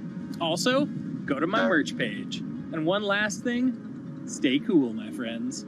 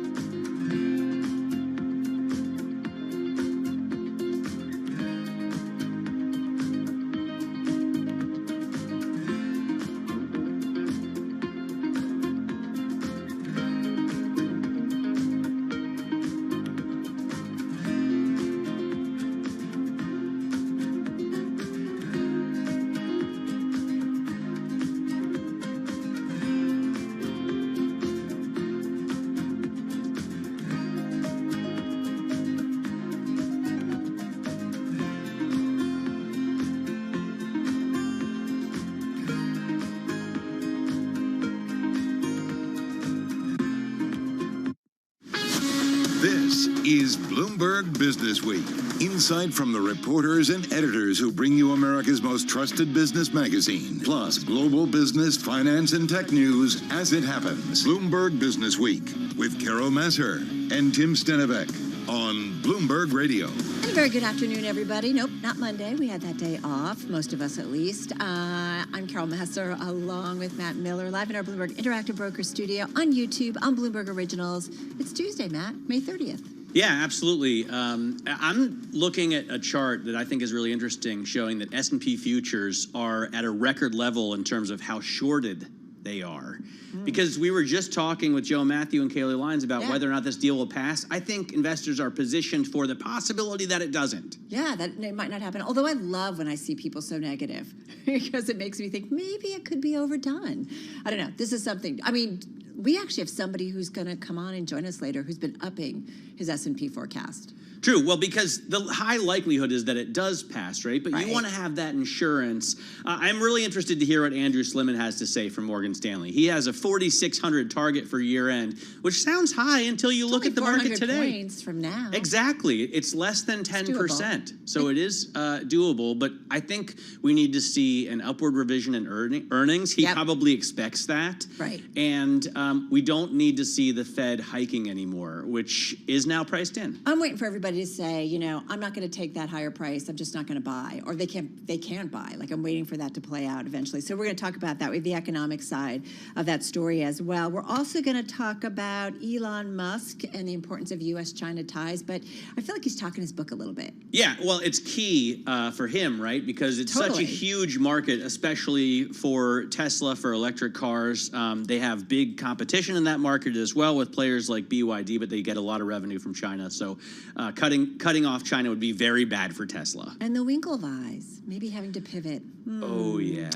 Aww. It's a rough story. They still have $3.2 billion. I was shocked by that. Yeah, they bought Bitcoin early and a lot. They're going to be okay, everyone. They'll be all right. But it's a real bummer, actually, because Genesis basically Yes. killed Gemini, and we'll talk about it. All right, folks, lots to come. Right now, though, we're going to head over to our TV colleagues, talk about the markets. Countdown to the close starts right now. Countdown to the close. Bloomberg's comprehensive cross-platform coverage ahead of the U.S. market close starts right now. This is the countdown to the close. About 60 minutes left to go here in the trading session. Romaine Bostic joined now by Scarlett Fu, as well as our colleagues Carol Massar and Matt Miller. Welcome to our audiences across all of our platforms, Bloomberg Television, Radio Originals, and those folks streaming on YouTube. Carol Massar, happy Tuesday here. It's our Monday here, of course, coming off of the Memorial Day holiday. And it started off like a pretty strong day here in the U.S., although we should point out we're well off the highs of the day. Yeah, absolutely. You're seeing that in the trade. I feel like it's a good day if you're NVIDIA, but maybe we'll talk about that in just a moment. Having said that, I wanted to look a little bit at what's going on with those Chinese names that trade here in the United States. A couple of stories that caught my attention about what's been going on overall this year when it comes to Chinese stocks. You've got really this concerns about the growth or lack thereof in the Chinese economy, and it is playing out in the stock market. If you look at the Golden Dragon China Index, it's down about 9% this year. It's down about 3% in today's trade. If you take a look at the Hang Seng China Enterprises Index and the HSI, they're among the world's worst performing major gauges. This is, I believe, 6-month chart. So you're looking at the Hang Seng China Enterprise down about 1.5%. Hang Seng, little change. But if you look at it, Matt, we saw quite a rally in these names, and then they've come undone. There's also a great story about kind of a broader array of commodities that China plays into in a big way, and that they are hitting a lot of lows. So it just feels like that Chinese economy can't get its mojo back. Carol loves China. Let me think. Second biggest economy. We're going to talk about Elon and U.S. and China. I mean, how can you not talk about China? I think I could do it, but I will talk about it with you. I'm focused in on what's going on in this country and the Federal Reserve. We are now pricing in one rate hike. Before we price in fewer cuts than we were pricing in before. So I've got a great chart here. At one point, we were pricing in 3 or 4 cuts for this year. Now we're only pricing in 2 cuts for this year. And so the market looks like it expects the Fed to hike possibly at its July meeting. I think it's really interesting, and it could portend a drop for stocks, although right now we're at 4,200, so the highest level we've seen remain since last August. Well, let's take a look at the broader markets here. A potential close above 4,200. We should point out the S&P opened up out of the gate much higher than that. It was actually up about 0.5% on the day, right around that 42.26 level. It's basically flatline right now, flirting with a dip into the red. The Dow Jones Industrial Average opened flat and is now in the red. Similar story for the Russell 2000. Meanwhile, the NASDAQ Composite, the NASDAQ 100, and all the hype surrounding AI helping to keep that index in the green. The NASDAQ Composite, Scarlett, up about 0.5%. Yeah, so it should be no surprise then that tech stocks are leading the charge when it comes to the biggest advancers among the 11 industry groups in the S&P 500. Tech, specifically chip companies like NVIDIA, Qualcomm, Intel, are up by a collective 0.9%. Consumer discretionary, and here we're talking about auto companies like Ford and Tesla, building on Friday's announcement of their charging partnership, helping pace gains there, and REITs also in the green. On the downside, you've got energy, falling oil prices lower, along with staples and healthcare.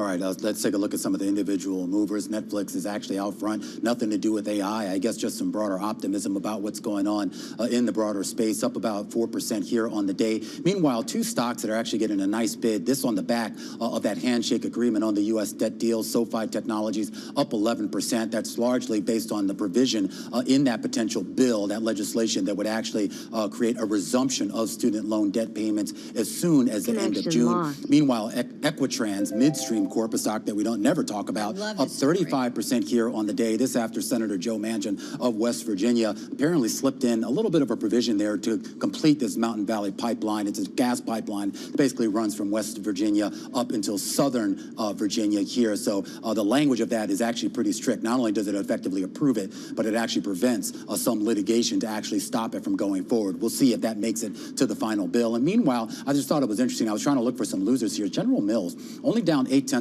but that's 11th straight day of losses for that company, a longest stretch of losses for General Mills going back to 2003. I do want to get back to the broader market, particularly when it comes to the NASDAQ 100, and let's focus in on the triple Qs, the ETF that tracks it, and more importantly, I guess the valuation that I think a lot of people are now starting to reevaluate. It's hard to see there on the screen, but the RSI on the triple Qs, over 80. Even if you do the NASDAQ 100, you're around 75, and typically that's considered to be overbought territory, and typically, guys, that usually presages some sort of sell-off imminently. That's interesting. That is interesting. All right, so where to be in the investment world, right? Should you be chasing tech? Where should you be at this point? And that is certainly something that we've been asking a lot of the market guests that we've had all throughout the Bloomberg platforms. Great piece of sound found by our producer, Aviel Brown. So, Aviel, thank you. It's from AQR's founding managing principal, Cliff Asness, who caught up with David Rubenstein for another edition of Bloomberg Wealth with David Rubenstein, which is on later on tonight. And he talked about the possibility of being maybe afraid when it comes to stocks. Here's what he told David. If inflation stays sticky, or it comes down because we enter a non-trivial recession, it's equities that I think are a scary place. They're not priced very consistently with bonds, and we're going to find out who's right in the next year.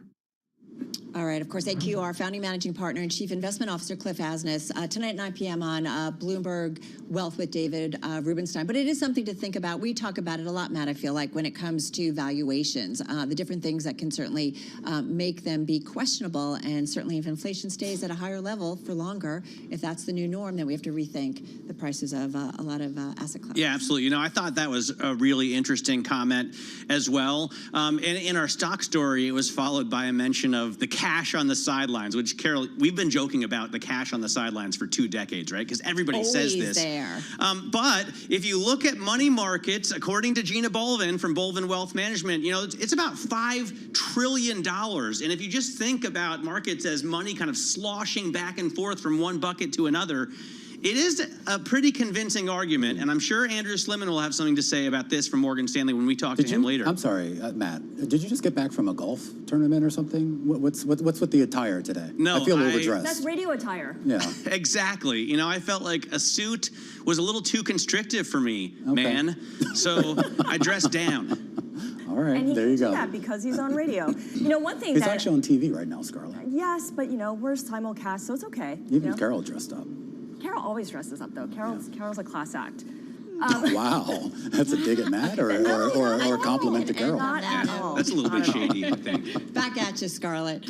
All right, guys, that's a wrap. We're going to be back in less than an hour's time with 2 class acts and these 2 other dudes. And we're going to count you down to the close on this Tuesday. Radio, TV, Bloomberg Originals, and YouTube. Matt, yes, you are on camera everywhere beyond the bell. Join us at 4 p.m. Wall Street time. Goes to show you don't ever know. Watch each card you play it slow. Wait until that deal around. I don't know. Can I interrupt a dead song to bring in a guest? I wouldn't. No, let's just keep it playing. You know, we probably could, and we still won't have a dead deal. This is the last year. Have I told you that this is the last year for the Dead & Company on tour? You have told me. Are you going to go to any of the shows around here? I don't know. I have an extra ticket for Wednesday night at Citi Field. Tonight? This week? No, I think it's June 22nd, if you want to go. You're invited. All right, let me think about it. That would be fun to do that with Matt Miller. Oh my God, that would be so much fun. All right. Right now, though, not so fun is getting through the debt deal in Washington. See what I did there? Yeah. Kind of clever. Let's get to it, though, with our Washington Bloomberg News congressional reporter, Eric Wasson. He's on the phone in D.C. So, busy weekend, debt deal. They've got an agreement. But can I ask you, Eric, first up, is the real headline right now about U.S. House Speaker Kevin McCarthy saying when asked that, yes, his speakership is safe? Is this a real problem to kind of layer on all of this right now? I don't think it's a problem for passing the bill. I think that, we don't need to feel that the risk of a default has gone up, but his job probably is in jeopardy. He can only really lose 4 members on this motion to vacate process. Now, some Democrats said they would bail him out, but a Republican speaker kept in office by Democrats. That would be politically problematic. So he's got to figure that out. I've always thought he could, offer them some kind of concessions like impeaching a Biden official or something. But it's gonna play out probably in the weeks after the debt ceiling bill passes. Yeah, he should just bring up Hunter's laptop or the rise in crime in America, and then everybody will be happy. As you mentioned, some Democrats have said that they'll vote for him, and that could keep him in the House. So it does seem like he's safe. Has he traded some things for those votes? Has he negotiated away some, Republican kind of family jewels in order to get that safety? I don't think so. I think Dean Phillips, the moderate Democrat leading this, basically calculated that whoever replaces McCarthy would be worse in terms of policy from a Democratic perspective, and made that offer. I'm not sensing there was any kind of quid pro quo. No. But I mean, to get his speakership when there was, 15 votes, in order to get that, I do wonder what kind of horse trading was going on to cement his position finally that now he's got to pay out. Well, I mean, a lot of, these 3 Rules Committee members from the far right, this is what's happening right now in D.C. There's this committee that all bills have to go through, and there's enough ultra-right people on there that if Republicans and Democrats remain politically divided, they could block this. So we're going to be seeing if that's possible or if Democrats try to bail it out. There's a lot of maneuvering going on right now, but putting those 3 members on that committee was one of the concessions. Now, Chip Roy, one of those members, said an additional unwritten concession was that all bills would be agreed to unanimously by the members on that committee, and McCarthy's people are disputing this. All right, so let's talk about the possibility of this debt ceiling agreement getting through the House and then getting through the Senate. Have you asked anybody to put odds on it? What are the percentage chances that it goes through? Well, I think it's going to go through, but my real question now, and I'm very surprised at the procedural mishandling of this in the Senate, is that Mike Lee or some other conservatives, even if the House passes it late Wednesday, do have the ability to cause us to default. There's enough procedural hurdles that they could go past June 5th, if June 5th is in fact the deadline that Yellen says. There was a procedure where if they had a House bill in reserve, it's very technical, but they could have avoided 2 or 3 days of procedures, but they just didn't have that box checked. So, there is a real threat. I think at the end of the day, Mike Lee is bluffing. He often bluffs, and they'll buy him off with some amendments, but it's interesting that he does actually have that power. I mean, do the folks in Washington, the congressional members, really understand, if we do go into default, what that means on a global scale? I mean, I think most do, but this Freedom Caucus press conference where I went, most of the members there, 12 or 13 or so, said, do not believe Janet Yellen, believe it's a scare tactic, and believe she can prioritize and pay all the debt payments. So there's a lot of doubt and lack of trust. Let's talk about what's actually in this bill, because we've seen a lot of, stock movement on a few of the things, including on the pipeline addition from maybe the most powerful Joe in Washington. What stands out for you, Eric? It is spending caps. Probably about $1 trillion, according to the White House estimate, in these 2 years of spending cap compared to what the Congressional Budget Office said would have been spent. If there was no agreement, assuming that Congress would just raise things by inflation. So, it's not a deep cut, but it's essentially a freeze in the very least. But there's also a side deal that's not in the bill that I think is very important that may or may not come to fruition, where Democrats say Republicans have agreed to basically a bunch of accounting gimmicks to vitiate those caps. So it's going to be interesting to me at the end of the year when these appropriations bills come out and detail exactly which programs, whether it's cancer research or housing grants, get cut or get frozen, whether those accounting gimmicks are actually employed. What do you think about when it comes to the Bloomberg audience, our listeners, our viewers, our terminal users? I think about, high finance. What is of utmost concern for them? Well, I do think that the environmental provisions in here are very interesting. It does limit environmental reviews of major infrastructure projects, things that can drag on for years. Would essentially be capped at 1 or 2 years. I think, for people who are looking at energy projects, that's very interesting. And McCarthy said Biden and he agreed to do a separate major energy bill this year. And that could give a big boost to companies that are looking, especially electric transmission, solar panel. All that could be eased because the Biden administration is very eager to meet its climate goals and can't do so without a major upgrade to the electric grid. Does McCarthy and the president have a good relationship? How would you describe their relationship? I think it's cordial. A couple of times I've seen him, make ageist jokes about the president, but that was in front of sort of a red meat audience. Someone said these are two Irish guys who don't drink. They have a lot in common. So I think that's fine. And I think the president would rather deal with McCarthy than some of these Freedom Caucus guys or whoever would come in if McCarthy's deposed. In terms of the issues, Eric, that Joe Sixpack maybe cares about the most, or Janet Sixpack, right? Thank you. You've got, I think no mention of SALT, right? Of the state and local tax deduction cap, and there's nothing about there's nothing about the student loan moratorium, right? Well, I should say the moratorium, the delay in payments that's been in effect since COVID. This bill would essentially 60 days after June 30th remove the ability of the president to suspend loan payments. So people will start to feel that in about 90 days. But the White House said that they didn't intend to extend that anyhow, while reserving the right to bring it back as another COVID-like emergency. So I think that's going to affect people with student loans. The wider question about Biden's debt forgiveness program is before the courts, and the negotiators decide to let the Supreme Court decide that, with Republicans feeling they're pretty confident that their Republican majority Supreme Court will strike it down. I do also wonder about measures, and I know we're going to talk to Yelena Shaletyeva about this from BNP in just a moment, but what within this measure could ultimately impact the U.S. economy? I think it's very, very minimal. Okay. There's one thing with budget agreements, there's still tail. When there's a 10% increase in spending in the December spending bill, so a lot of money's still going out. We're seeing, yes, a spending freeze, but like I said, there's side deals to cover that.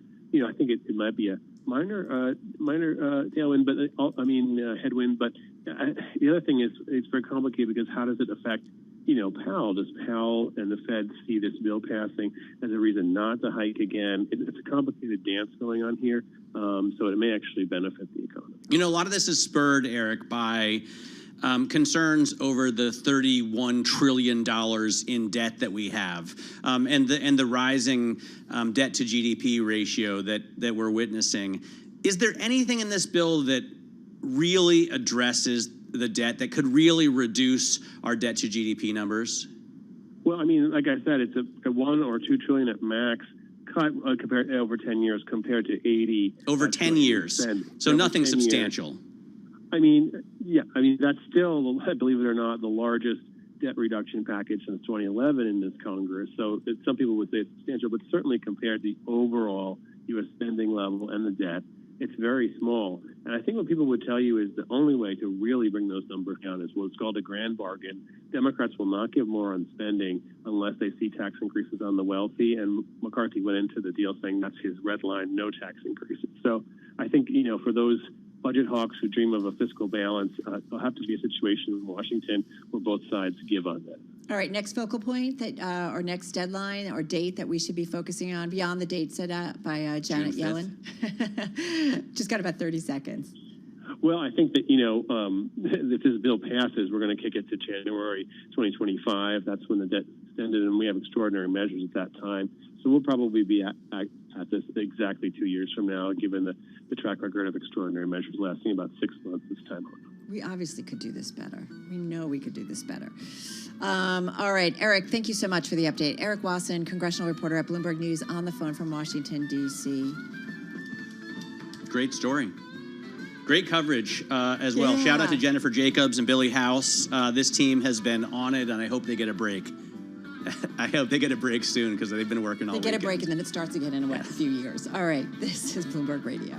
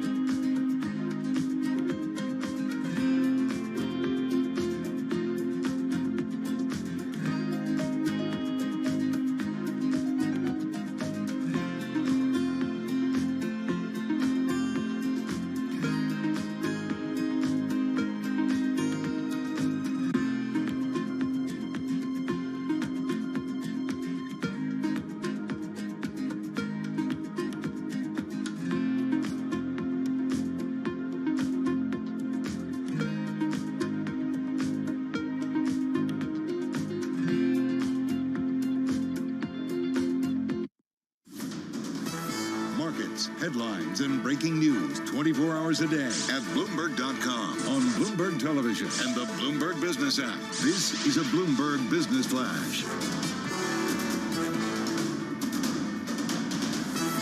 It's 3:20 on Wall Street. We do check markets all day long at Bloomberg. The stock market rally has hit a wall after that AI-driven and euphoria last week. Right now, we've got the S&P up by half a point. A little change there. The Dow in the red, down 100 points. NASDAQ Composite Index up now by 59. That is a gain of just about 0.5%. 10-year yield 3.69%, with the 2-year 4.46%. Gold up 0.9%. $19.59 the ounce. Crude, big drop there, down 4% right now. West Texas Intermediate crude back below $70 a barrel, $69.74 right now on WTI. Lots of speculation about the June Fed meeting and whether we will see another rate hike or a pause. Victoria Fernandez is chief market strategist at Crossmark Global Investments. Look at Fed Fund futures. I mean, you've got a 67% probability that we're going to have a 25 basis point rate hike in June. Last week, that was at 20% chance. So it's been a huge shift because we're not seeing inflation come down at the rate that the Fed wants to see. NVIDIA became the world's first chip maker with a $1 trillion market cap today. NVIDIA shares up now by 2.9%. It has since pulled back below $1 trillion. And Goldman Sachs considering another round of job cuts amid a muted deal-making environment. Goldman Sachs shares are down by 0.7%. And that is a Bloomberg Business Flash. It is indeed. All right, Charlie Pellet, thank you so much. All right, Matt, remember last week we talked about a story, it was, I think, among the most read on the Bloomberg. It was about how Wall Street is rethinking its gloomy outlook for stocks. Yes. You love this. I love the story. And I remember someone was like, yeah, but we can't get Andrew Slimmon to come on. And I was like, I just saw him in the office last week. And ta-da! Our producer, Paul Brennan, got him. Andrew Slimmon is Senior Portfolio Manager at Morgan Stanley Investment Management. He joins us on Zoom from Chicago because he did raise his S&P 500 target. So we're going to talk about that. Also with us is Yelena Shaletyeva, Senior U.S. Economist at BNP Paribas, former Bloomberg colleague, on the phone in New York City because we want to talk about the economic backdrop that really supports maybe Andrew's outlook. Both of you, thank you. So, Andrew, let's talk about this. You now think, what, for the S&P 500, 4,600 at the end of the year, up from 4,200? Yeah, well, thanks for having me on. So, look, the lesson that we know about years when there's down earnings or not a very good earnings year like we're experiencing this year is that the market, number one, kind of anticipates that the year before, which is why you have a down year like we had last year. And then secondly, it starts to anticipate an earnings recovery year the following year, which is why you get a rally into the end of the down earnings year. And I think that as long as the economy holds in there, the market will put a high multiple on next year's earnings estimate, at least this year. Now you can say, oh, the S&P will never earn $246 next year, but we won't know that this year. We won't know that till next year. Mm-hmm. So that's why I think you get a pretty good rally in the fourth quarter this year. You pull forward some of those returns of a better earnings recovery next year to this year. That's what happened in 2020, late in 2020, into 2021, and I think that's what's going to happen here. So, as much as people are saying, "Oh, the Fed's going to raise rates," and there's a negative there. In my view, it would be if the Fed were to cut rates. That would be very bad news because then that would imply to me that the next year earnings numbers are way too high. Exactly. And as long as that's not the case, then I'm comfortable that we're going to get that fourth quarter rally. You know, it's interesting you say that because I always, I talk to all these bulls on Wall Street who think the Fed's going to cut rates, and I keep telling them, dude, if that happens this year, that means that something horrible has happened. Like that would be the worst case scenario. Yelena, jump in here and tell us what you think about, Andrew's premise, because when I saw his target, I thought about, earnings this year, but he makes a very good point. The stock market is a discounting mechanism, so it really matters what happens to earnings next year or even the year after. Well, let me just start with, the saying that we certainly don't expect any rate cuts this year. So, and as you said, you don't, but the market's priced in too. Yeah, so, totally. So I think we are still expecting a slowdown in economic growth this year, and that is happening. It's just not happening to the extent that would be really drastic enough for the market. So I think we are still heading to a slowdown, and the further we go into the end of this year, the more we will see. So think about things like spending, consumer spending. It's still holding up, but things are slowing down, and we'll see that in the auto sales report later this week, I think, and we will see that in payrolls numbers as well, because we're expecting another solid reading, but it's going to be lower than the previous one. And, you know, this kind of a theme we will continue to see this year, I believe. Hey, Andrew, like, are there caveats to it, though? I mean, as we, kind of get our way through D.C. and hopefully this gets done and we can kind of cross that off our list, but we still have, I think, some regional bank worries out there, right, that could pop their, rear their ugly head maybe once again. I think we're still watching the war overseas in Ukraine. There are things that seem to sometimes just jump out at us. Are there caveats to your forecast? Yeah, I mean, look, so beyond the Fed cutting rates. Sure, I think it's my premise is we have high levels of fear in the market, and that's reflected in high levels of cash. And one of the comments I hear all the time from advisors is, why should I buy equities when I get 5% in treasuries? Well, I was an advisor in the 90s, and clients were coming to see us in the 90s and saying, I'm not greedy, I just want 15, 20% returns a year, right? Because we were in a greed phase. Right now, 5% looks nice because you lost money last year.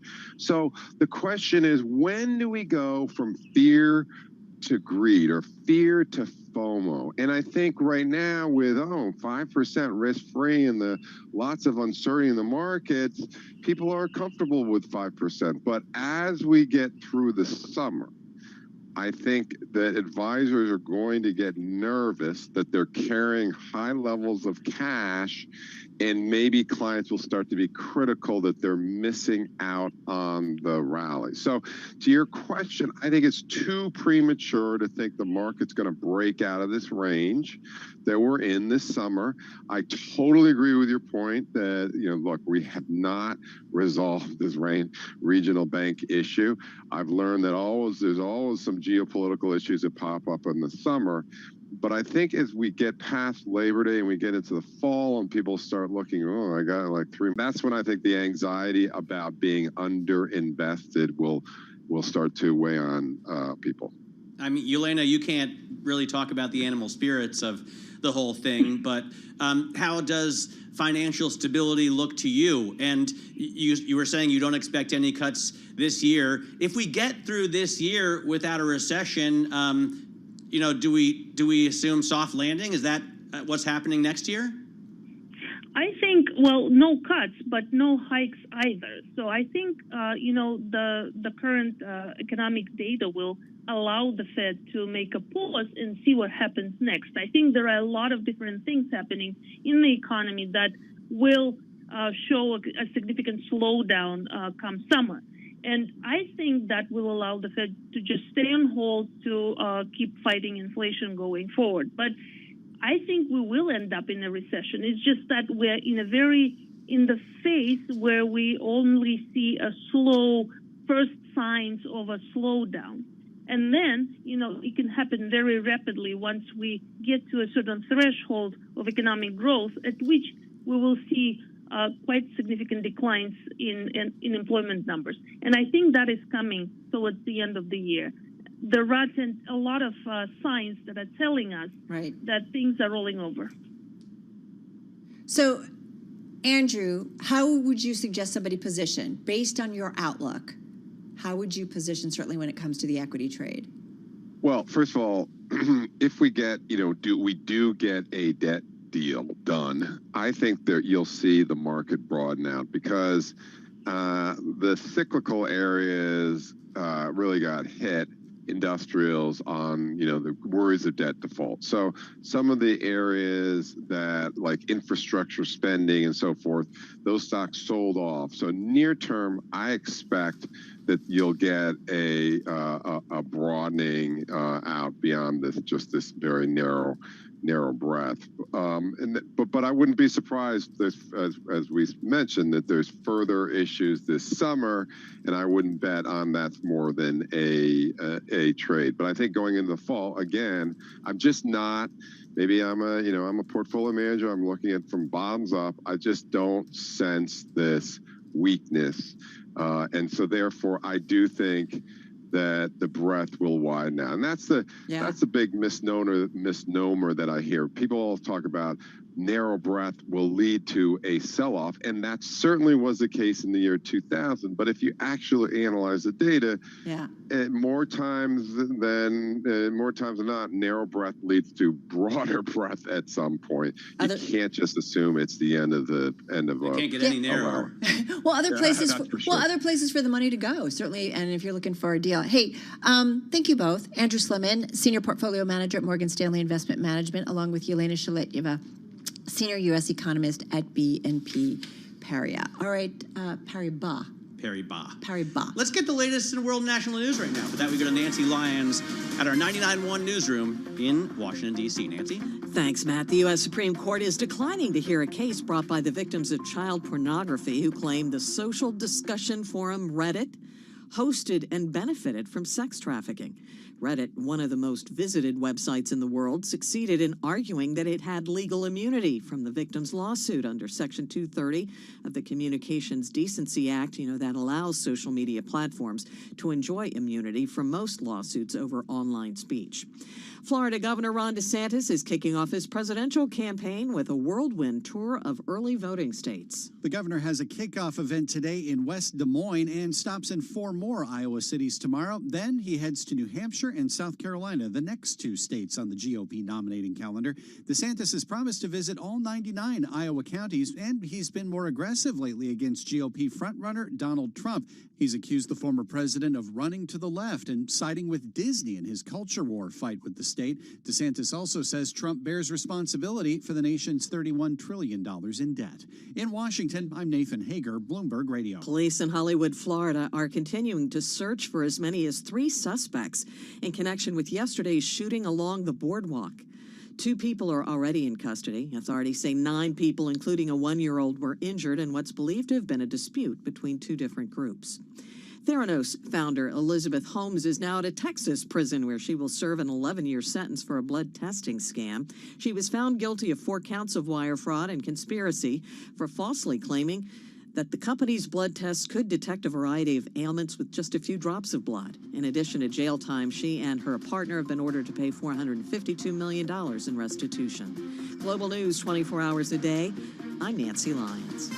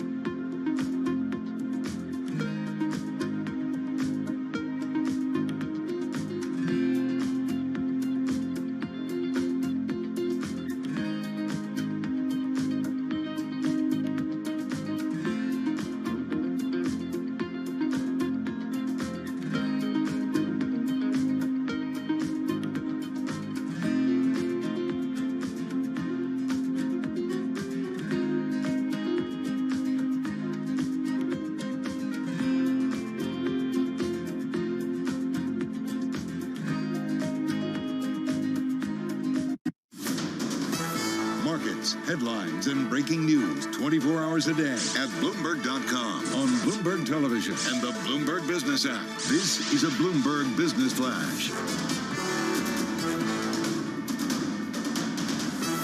It's 3:40 on Wall Street. We do check markets all day long at Bloomberg. A choppy session to start the holiday shortened trading week. We have got the Dow lower, the S&P little changed and higher, NASDAQ higher, the Russell 2000 in the red. But let's head right over to the first word breaking news desk for today's afternoon call.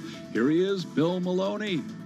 And good afternoon, Charlie. That's right. U.S. stocks trading mixed and quiet trade with the Dow now down 70 points. Like you said, S&Ps are higher by 2 and NASDAQ climbs by 56.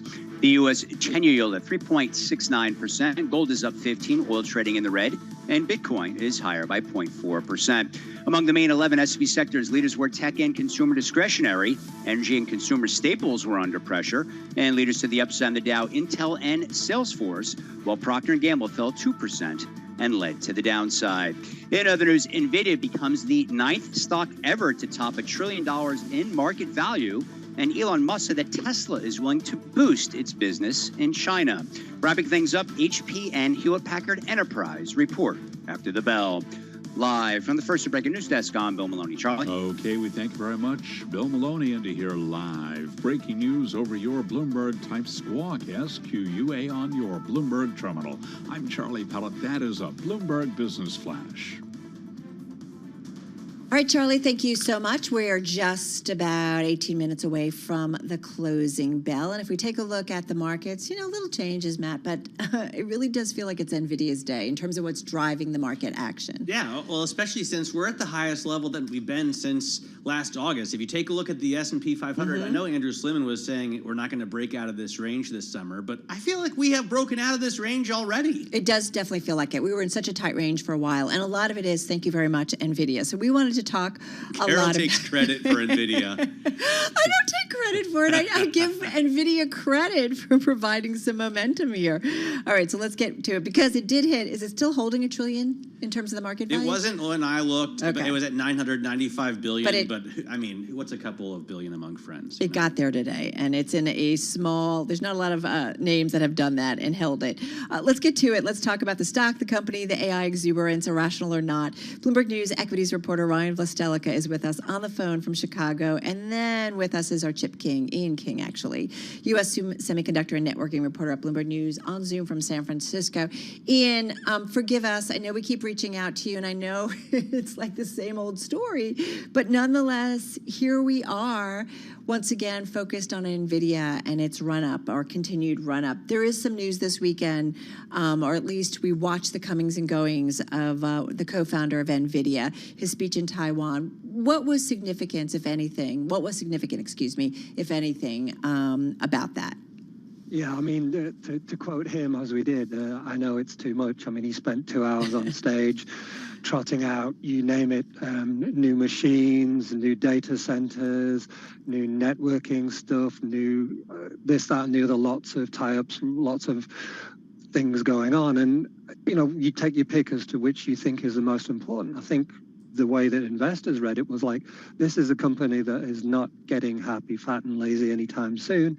They're absolutely relentless. They are just coming up with every single angle that they possibly can to try to keep this momentum going. And that was the takeaway. And obviously we saw the stock react to that today. You know what's funny? I saw just before we came on air a story about a bunch of AI leaders, ostensibly leaders here, including people from Google, from DeepMind, from Microsoft's OpenAI, or from OpenAI, in which Microsoft is an investor, who released a statement. Did you see this, Carol? I did. It's just one line. It says, mitigating the risk of extinction from AI should be a global priority alongside other societal scale risks, such as pandemics and nuclear war. And, recently they were asking anyone who's got an AI deep learning program, or whatever you call it, to put it on hold for 6 months, to stop training these chat bots. And it seems like they're all scared that, like, the leader's getting away. I imagine, Ryan Vlastelica, that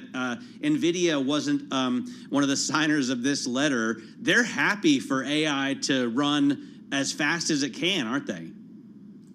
Well, certainly the demand that they're seeing from AI and the processing chips that needs to run all these AI applications is something that is directly benefiting NVIDIA. They have talked about how this is going to be an extremely long-term tailwind for them, something that's going to last at least 10 years or so as more and more of these data centers are built out to be able to accompany this kind of AI technology. By the way, speaking of data centers, Ryan, do you look at, for example, REITs? There are REITs that own a ton of data centers, or big data center operators. Are all of these companies' stocks soaring along with NVIDIA? Well, we're not seeing anything that's soaring quite like NVIDIA, but certainly there's so much enthusiasm about this space, and anything that has any kind of tangential connection to it has probably seen some pretty strong gains at some point this year. A lot of software companies, other chip makers. I mean, in addition to NVIDIA, we have AMD that's done quite well this year. Marvell Technology last week came out with another positive forecast and talking about the upside that it is seeing from AI. So certainly the gains are not completely located just in NVIDIA. They've been pretty broad-based. Ian, when we saw the head of NVIDIA in a speech in Taiwan, I mean, as you said, been out there a lot. He's definitely very public, and everybody's kind of treating him, or they were in Taiwan, like a rock star, following kind of his every move. Is it, I want to go back to, is it just about selling the concept, justifying the enthusiasm in the company and the stock, or is it because they are in demand in so many ways because they have the ability to unlock AI's potential for so many companies? So some of it's justified, which we saw with that recent, outlook that really just blew away estimate. So is some of it justified? I mean, there are a couple of ways to look at it. I think if you were to ask Ryan that question as a stock market reporter, he would probably tell you on a valuation basis, probably not. No, we're at very high levels. But if you look at it from the perspective of what they are providing and what they are trying to do, which is not just to sell to Google, to sell to Amazon, AWS, but to be like, hey, this thing works, and it works much bigger if we can bring companies into the fold, companies that don't have all of these data centers themselves and don't have all of these genius computer scientists. So NVIDIA is addressing that as well. And if you believe that they'll be successful and that they will democratize AI, for want of a better expression, then arguably it does make sense. And to address Matt's point about this fear of AI, of Skynet becoming self-aware, NVIDIA's already got ahead of that and come up with this set of guidelines technology, which they're out there testing, and that they're going to provide that in theory means that you keep your AI chatbot focused on what it should be focused on, and you stop it going off the reservation and taking over the world. It's so fascinating to think about AI becoming sentient, but I feel like we're so far away from that that we don't need to worry. Ryan, in terms of, I always look at insider selling, and I also always think of Paul Sweeney's comment that, when you're this hot, you got to raise capital, or you need to use your shares to buy something. I know a vice president of NVIDIA has raised, $7 million of this share sale, but maybe she was just buying a house or a boat or something that you need to live, right? Do you hear anyone talking about the possibility of a capital raise here? No one has mentioned that to me specifically, but I suppose you can't rule it out. But honestly, I can't really say one way or the other. And they're not terribly acquisitive either, right? Carol and I were asking people about this, and they said ever since the attempted takeover of ARM was shot down, you haven't really seen a lot of action in this part of the industry. Historically, they haven't been that acquisitive, but what ARM sort of reinforced, not just for NVIDIA, but arguably for the whole of the sector, is look, you're big enough. Regulators do not want these companies creeping and becoming even more pervasive.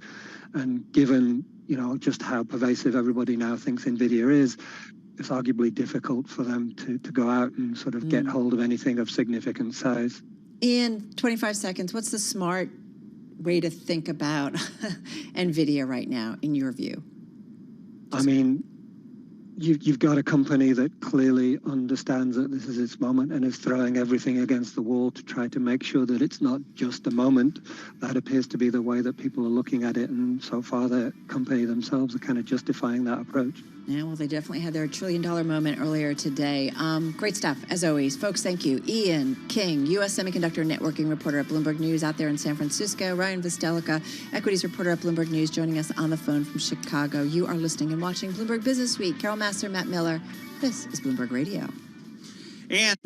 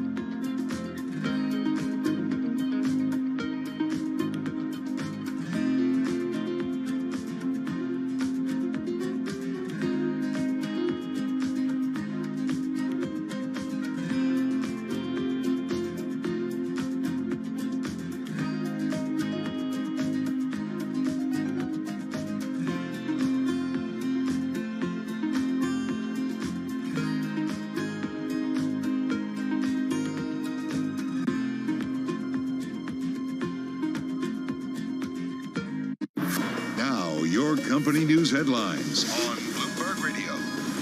From Bloomberg World headquarters, I'm Charlie Pellet. Earlier today, NVIDIA became the world's first chip maker with a $1 trillion market cap before pulling back. And with more on the story, here's Bloomberg's John Tucker. Charlie, it joins an exclusive club of American companies with a valuation that high. That club includes a handful of companies: Alphabet, Amazon.com, Apple, and Microsoft. Fewer than 10 companies globally have ever achieved this level. Over the weekend, NVIDIA announced several artificial intelligence-related products, touching on everything from robotics to gaming to advertising and networking. NVIDIA is the biggest maker of the kinds of specialized chips that power a new generation of AI products, alongside rivals such as Advanced Micro Devices and Intel. Charlie? And that's John Tucker reporting. NVIDIA shares are up now by about 2.7%. Tesla shares are gaining 3.9% after Elon Musk joined Apple's Tim Cook in emphasizing the importance of maintaining ties with China in his first visit to the country since before the pandemic. The debt limit deal forged by President Biden and House Speaker Kevin McCarthy has fueled an almost $1 billion rally in shares of natural gas pipeline operator Equitrans Midstream Corp. A measure to accelerate its long-stalled Mountain Valley pipeline was slipped into the agreement by Democratic Senator Joe Manchin. Shares right now of Equitrans, they are surging by 34.7%. After the bell, we'll hear from Amberella, and this is Bloomberg.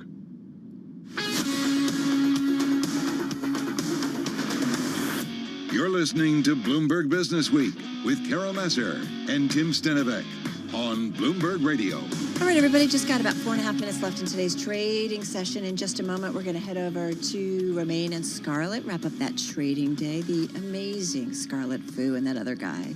Don't be mean. No, I love Romaine. Wait, does Scarlett actually co-anchor that show with him, or does she just show up when she's not busy with other stuff? Yeah, she's a busy lady. Yeah? She's a busy individual here at doing Bloomberg. a lot, huh? She does. So we love when she can join us. By the way, I love Romaine, and you know it. We just Me too. play around. It's like having another brother. Yes, we always love Scarlett. So listen, I was talking about this most recent statement released Tuesday by a bunch of scientists. They call themselves the Center for AI Safety. And they said they're worried about the risk of Talk extinction. about marketing. Yeah.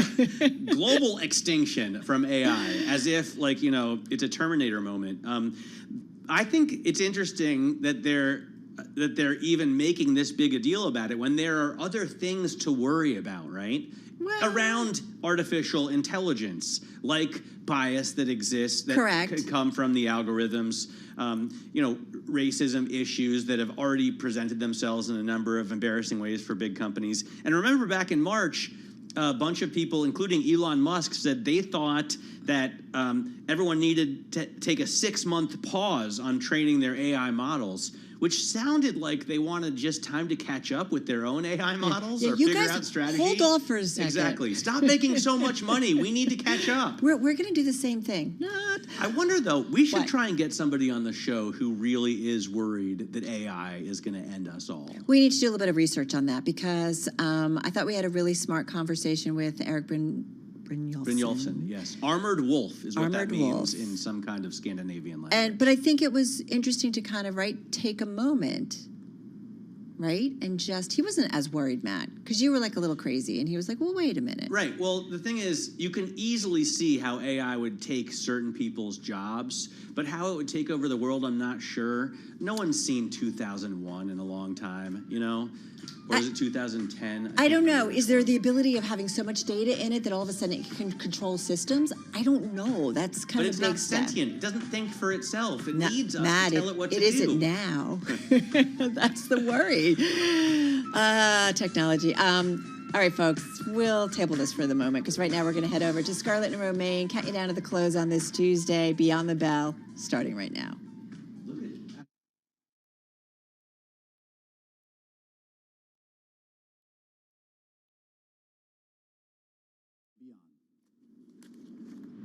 Beyond the Bell, Bloomberg's comprehensive cross-platform coverage of the U.S. market close starts right now. And right now, we are 2 minutes away from the end of the trading day. Romaine Bostick alongside Scarlett Fu. We're counting you down to the closing bell, and here to help take us beyond the bell. It's a global simulcast with Carol Masser and Matt Miller. Welcome to our audiences across Bloomberg Television, Radio, Originals, and those folks streaming on YouTube, Carol. Why do you think we're so stuck in this trade right again? Is it because of concerns over D.C. just finally getting done? I think, well, where's the growth, right? I mean, you talk about this idea that the market goes down because of whatever nonsense comes out of Washington or elsewhere, and then it goes back up once they fix the problem. But at the end of the day, has the overall sort of structural picture changed much from where we were, I don't know, 6 months ago? Probably not. No. Well, AI, you could argue the growth comes from AI, right? Ask Jensen Wang where the growth is. He had a whole 2-hour speech about it this weekend. Okay, well, yeah, I was just going to say, that's the one area that provides a secular growth story when the rest of the market, it just depends on government spending, on how the economy shakes out, on inflation. But AI, it's all, all engines moving in the same direction. Yeah, I mean, and look, I mean, there's still a long way to go to see, I guess, how much this gets monetized, right? I mean, we know NVIDIA is kind of, all roads to AI kind of lead through NVIDIA right now because of their lock on these very specific type of graphics chips, but you kind of wonder about all the other players here and how they actually turn all this hype into actual substantive and fundamental returns. Yeah, and you do wonder, where do problems still exist? We talked with Andrew Sliman over at Morgan Stanley, right, who just recently upped his S&P target, but still keeping an eye on those regional banks. There could be some more problems still there. Yeah, we forget about the regional banks. They're down across the board here on this day. And in fact, a lot of names tied to the economic cycle are really down hard here on the day. Meanwhile, you talk about a market that opened relatively higher on the day. The Dow pretty much opened flat, and it's going to end flat, down roughly about 0.1% as we wait for these numbers to settle. The S&P 500 had a little bit of a stronger open, but looks like it's going to finish the day unchanged, right just above that 4,200 mark.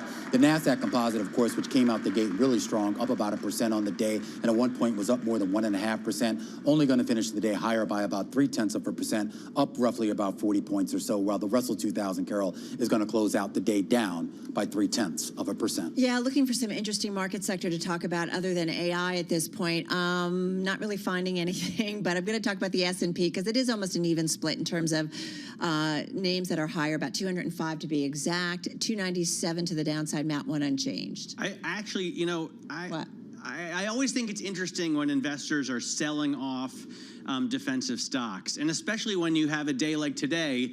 Look at this. Here you have the S&P industry groups broken down, right? Consumer discretionary is leading the way. Consumer staples are falling. So investors are selling the stuff that you need to buy and are definitely going to buy no matter what happens in terms of the economy, as Scarlett was saying. You're buying the stuff that you can afford to buy if you're doing well. So I think that's still a good sign, even if we're not moving in terms of the overall benchmark index. Still buying, at least for now. Yeah. So we'll see. Yeah, no, good sign. All right, so let's get to NVIDIA, right? We talked about it a ton, certainly today, up for another day, 174% to the upside for 2023. Welcome to the $1 trillion market cap club, although it didn't hold there, guys, just closing below that, but nonetheless hitting that mark. And we talked about a little bit, certainly on our end, about what so is it in the club or not? It's not. Oh, sorry. Did I not make that clear? Okay, just checking. So it hit there. So it tried to get in, and the bouncer basically said no. It got there, right? Yeah. So it was the ninth stock to ever top that mark. All right. Man, you guys are tough. Feels like a Monday, but it's a Tuesday, thank God. All right, you talked about this Equitrans Midstream Corporation. I love this, man. Up 30, almost 35% here. Thank you, Joe Manchin. Kind of slipping into the current debt ceiling agreement for that Mountain Valley pipeline, which has really been having a tough time getting through. It's been held up in courts, but nonetheless, the possibility of it going through certainly give a kick to that company. It's only about a $3.6 billion market cap. Ford, Matt, this is for you. Yeah, up more continues. than 4%. Yeah, raised to buy from hold at Jefferies. The broker there confident that Ford can address a deficit of execution that has weighed on the stock in recent years. Up the price target to $16 a share from $13, so the stock closing just below 13. All right, well, you mentioned NVIDIA. I'm going to share the other AI stock, the other way to play AI, and that's Marvell Technology, giving back some of its massive 32% rally on Friday. For the year, it's still up about 71%. The chipmaker had said that sales of its AI-related products will at least double in this current fiscal year, but you can see after opening higher, it couldn't hold on to those gains, and that's kind of a snapshot of the overall market as well. Also looking at MasterCard, off by 1.8%. Some legal problems for its unit, Finicity. There's a new proposed federal class action alleging that this unit tricked users of smartphone personal finance apps into providing it access to their bank account and transaction information, which it then repackaged and sold off to others without getting their permission or consent. No, totally uncool. Do not do that. And I'm also including Lululemon there. It was kind of hard to find decliners today, in fact. Lululemon is reporting earnings on Thursday after the close. Of course, we'll be breaking that for you. It's been a real mixed bag for earnings, for retailers' earnings so far this season. I got to wonder what kind of pricing power a maker of $100 yoga pants has, and we know that Foot Locker had reported a disappointing forecast that put a really harsh light on companies in the sportswear space. We saw Nike plunge, we saw all these other companies in the same space fall. So that's certainly going to be a big question mark heading into those results. A lot of concerns right now here about what the Fed does next, a lot of concerns about economic conditions, and you saw that reflected in the yield space today. Remember, we had an 11-day sell-off in the 2-year treasuries heading into today here. That came to an end here. 11 basis points lower here on the 2-year, and similar moves that we saw across the board. 5-year down 13, 10-year down 12, and your 20-year yield down about 9 basis points. Your 30 down about 7 basis points as well here. So a little bit of a peel back, still elevated here. But right now, a lot of folks pricing in, I think, some of the economic conditions rather than just pricing in, I guess, what was being done earlier in the month, which is pricing in, of course, those higher rate hikes. All right, so what are we thinking about? For this week, we do get a reading, right? The jobs report come Friday. We're only a couple of weeks now away from the next Fed meeting. I mean, there's a lot kind of, I feel like, counting down to that meeting and some important things that maybe ultimately start to affect the trade. Once we get through the DC deal, I assume we'll have this all done, right? By the next Fed meeting?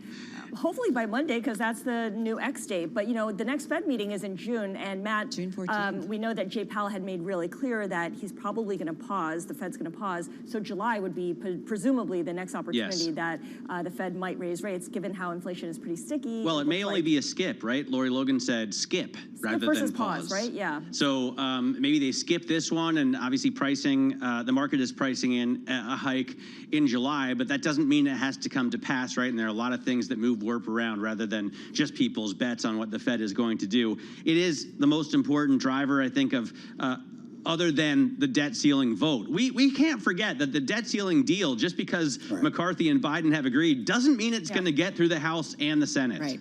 Yeah, just so real quickly before we continue this conversation, just want to bring you some earnings. HP Enterprises crossing the wire right now. Their fiscal numbers coming in, and it looks like a beat, at least on some of the top line numbers. Adjusted EPS for the quarter coming in at 52 cents versus a street estimate of about 48 cents here in revenue at $6.97 billion, though the revenue looks like it's a miss. The street on average was looking for about $7.29 billion, and the forecast also coming in light. Their fiscal third quarter revenue forecast, 6.7 to 7.2. That's the range that they're giving. The top end of that range is basically the average of analyst estimates. Yeah, and you see the stock falling in after-hours trading, at one point falling 9% because of that lighter than expected third quarter revenue forecast. It's an interesting timing for HP to report earnings. It's always after the rest of the tech sector has done so. So I always wonder how much is priced into the stock already.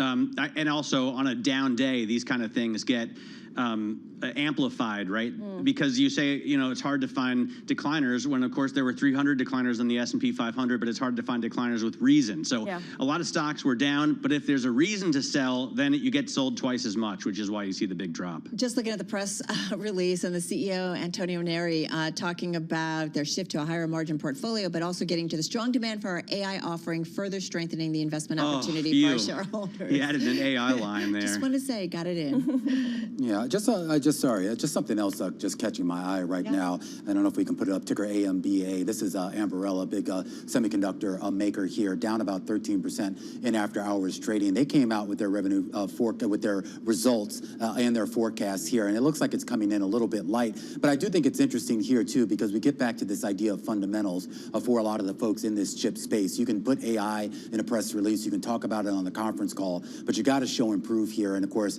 this is a company, at least right now, that hasn't quite been associated with AI in the same way that some of these other chip stocks have. Although they did include the words AI in their commentary, of course.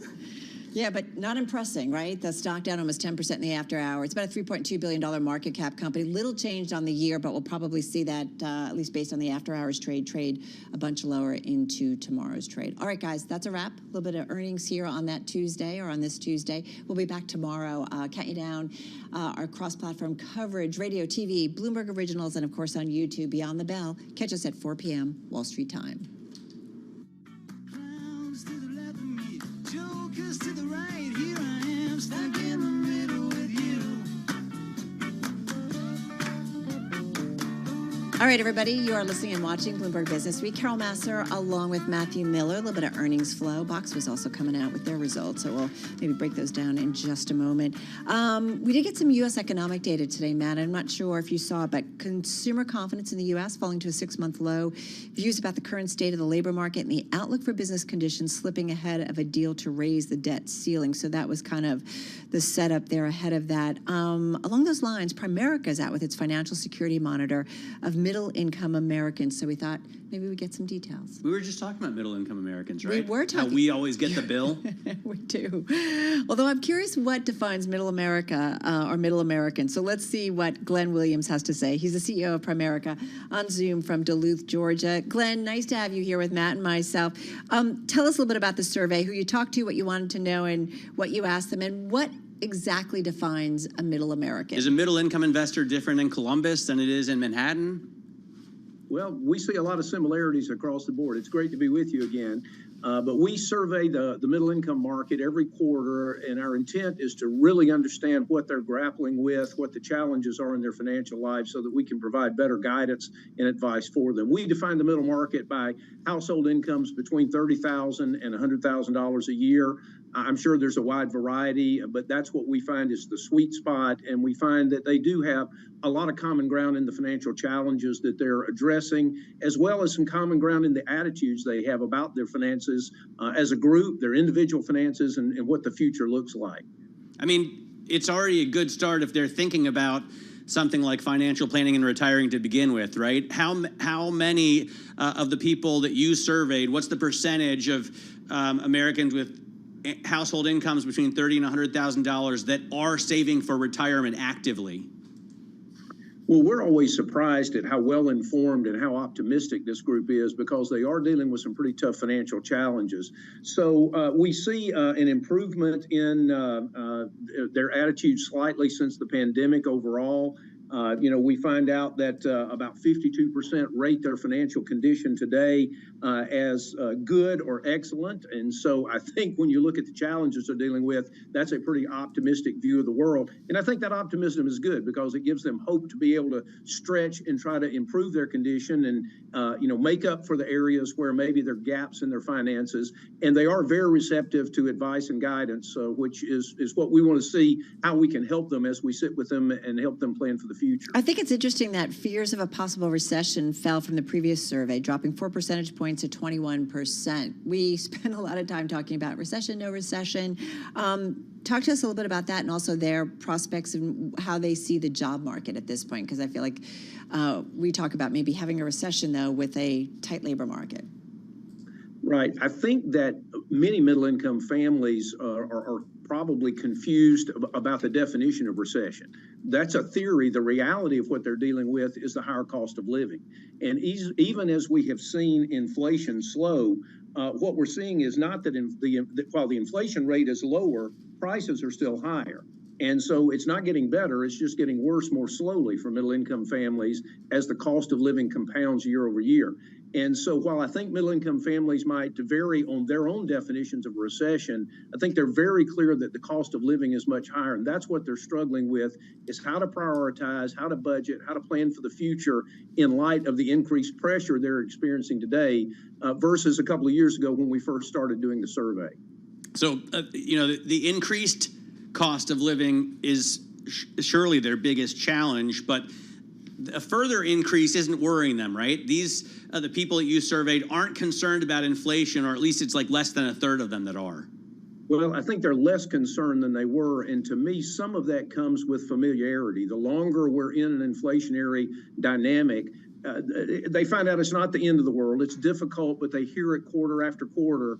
And then oftentimes they realize as we go out with our survey question that there are other issues that they're grappling with as well that might be newer on their radar, and they tend to move a little higher to the surface. When we talk about health overall, and I think probably built into that was healthcare costs, while the question was specifically about their health, I do believe that some answer that question thinking about how much it costs to maintain good health and to protect good health. And so I do think some of it is just the longer issues have been in our lives. We adapt to them. We find out it's not the end of the world. They move down the priority scale and something else takes its place. And so there could have been some of that in the trending around that question where health moved in front of inflation. The interesting thing, Glenn, we were just showing the winners and losers in terms of industry groups on the stocks on the S&P 500 today, and I thought it was interesting that consumer discretionary stocks were the biggest winners and staples were the biggest losers. Now, in your survey, almost 3/4 say their income is falling behind the cost of living. So that would mean to me they need to cut back. And indeed, a majority, 80%, said they are cutting back on non-essential purchases. You're exactly right. And that's what we find when we sit down with these families is it's always a process of helping them prioritize. Most homes that we come into are probably not saving enough for their retirements and their future. They're probably not as well protected with life insurance as they need and other services that we provide. And so we're not going to manufacture any new money in their budget. We've got to sit down with them and help them reprioritize and reorder. And I think that's some of what the survey results showed and the other surveys, non-Primerica surveys, is people are making very tough decisions about what do I do about the staples. There are other luxuries in life that probably have sustained themselves better than you would think. Subscriptions, use of our technology, we pay a lot for that, and middle-income families do, and they hang on to that. But ultimately, there's going to be a point at which you reach your limit, and you've got to decide, I'm going to let go of one thing, and I'm going to maybe add something else. Like Warren Buffett was saying that he finds people would rather have their iPhone than a second car, which I thought was interesting. Well, I think, like, how do you live or exist in this world today without But there are other makers of phones than Apple. Oh, yeah. Well, he's also well in. As you know, so far we've seen people holding on to, many of the brand names and what we would have thought just a decade or two ago were luxury items aren't anymore. Yeah. I have a question for you. When you said the range of middle American or middle America was $30,000 to $100,000, if you're a $30,000 family, is prioritizing more about just basic needs like housing, food, and so on? Absolutely. That's where it starts. And what we find, unfortunately... I guess what I'm wondering is what's left over. Yeah, there's not very much left over, but often you can find in almost any budget, there's often some waste, and that may be just a little bit of a negative term. It's often there are low priority items that could be replaced with higher priority items, even at the low end of that spectrum. And we do believe that families, when they're capable, do need to protect their incomes, because the loss of a breadwinner is even more devastating in that situation than it might be at the upper end of our scale. And so we do try to sit down with families and help them explore ways to try to meet those needs. And sometimes we find out we just can't help at this moment, and we make an appointment to come back when maybe, times are better, or a job has been found that wasn't found before, or a better job has been found. So there's always a discussion to have. Usually there's action that can be taken, but we can always follow up to help those families. If they've got as little as $25 a month, they can be helped in some way. Hey, real quickly, Glenn, credit card debt. What are you seeing on that front? Got about 45 seconds. We're seeing increasing use of credit cards across the board. I think we're at a record high credit card debt as a nation today, and we are seeing that in the middle market, and we're seeing credit card usage more often for the staples, for the necessities of life, where in past credit cards might be used for big purchases and that kind of thing. We're seeing people use credit cards to bridge the gap from month to month. It's not a positive sign. All right, going to leave it on that note. A great view into, as you said, a lot of what makes up certainly this country. Glenn Williams, thank you so much. Chief Executive Officer at Primerica on Zoom from Duluth, Georgia. Hopefully they're paying off the bills, right? Because if you look at the survey, middle Americans continue to rely on credit cards for everyday purchases, including gas, retail, and groceries. That's what I was just talking about. Yeah, but the thing is, a lot of those purchases may be on credit cards, not because they aren't able to buy them with cash from their savings account, but because it's so much easier. I mean, have you ever gone to a gas station in the past 5 or 10 years and paid cash? No, everything is you click your watch or you tap your phone, or even the card can be tapped. So, and as long as you're paying the bill right away, it's not a big problem. It's the default, right? If we start to see that rise. All right, you are listening and watching Bloomberg Business Week.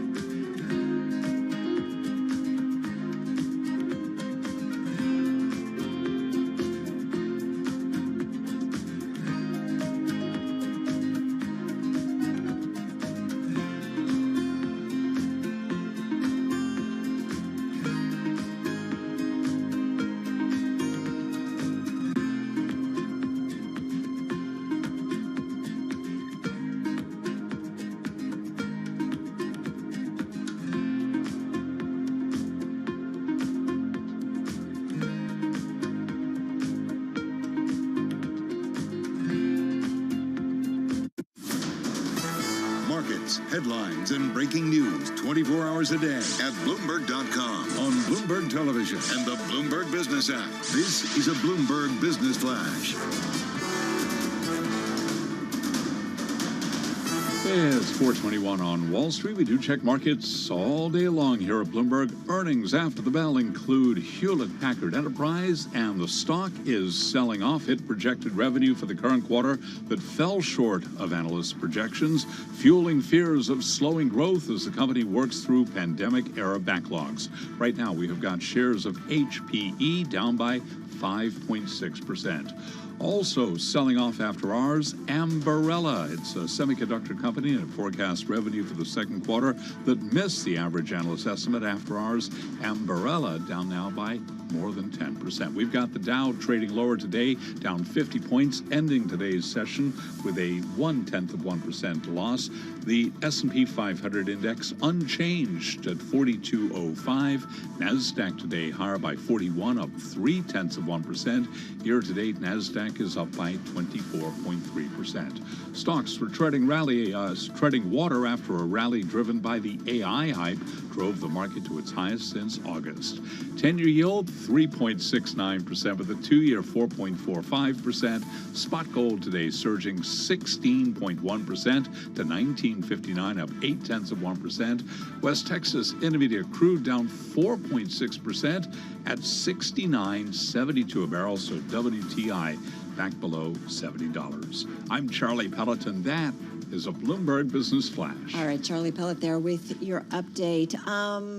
Carol Masser, Matt Miller, here in our Bloomberg Interactive Broker Studio on YouTube and on Bloomberg Originals. So another day, another batch of all things Elon Musk. This time around, it's about a landing, but not by SpaceX, but rather by the man himself, landing in Beijing, meeting up with a high official on the importance of ties between the U.S. and China. And Matt, it turns out he's not alone. We've been hearing from various executives, head of Apple, Mercedes. Various executives whose revenue depends on China. Talking their books a little bit, perhaps. Yes. All right, so let's get to it in another edition of Bloomberg Plugged In, your weekly look at EVs with Bloomberg News co-host of Bloomberg Technology, Ed Ludlow, out there in our San Francisco bureau. Ed, good to have you here with Matt and myself. So Elon, tell us a little bit about Elon in Beijing. So it's Elon's first visit to China since before the pandemic, and it's significant. You know, there's this statement issued by the Chinese government, and it quotes Elon as saying that Tesla is against the decoupling from China and that it will continue to invest in the nation. As you just pointed out, you know, Elon Musk is not the first North American-based executive to make this point. We've heard it from Tim Cook, we've heard it from Mary Barra, we've heard it from Ulla Kalenius, the Mercedes chief as well, that, you know, whether it's from a revenue perspective or it's from an operations perspective, you know, China's still really key to to electronics, but electric vehicle industry in particular. Yeah, so how important is it to Musk? I mean, how much of his revenue does he get out of China? What would happen if he stopped making cars in China? Well, the Shanghai plant accounted for about 50% of production in 2022, half of all cars. So that is the bottom line there. I think what's really interesting, though, is when they built the Shanghai plant, there was an eye on China as a domestic market, right? It's the world's biggest auto market.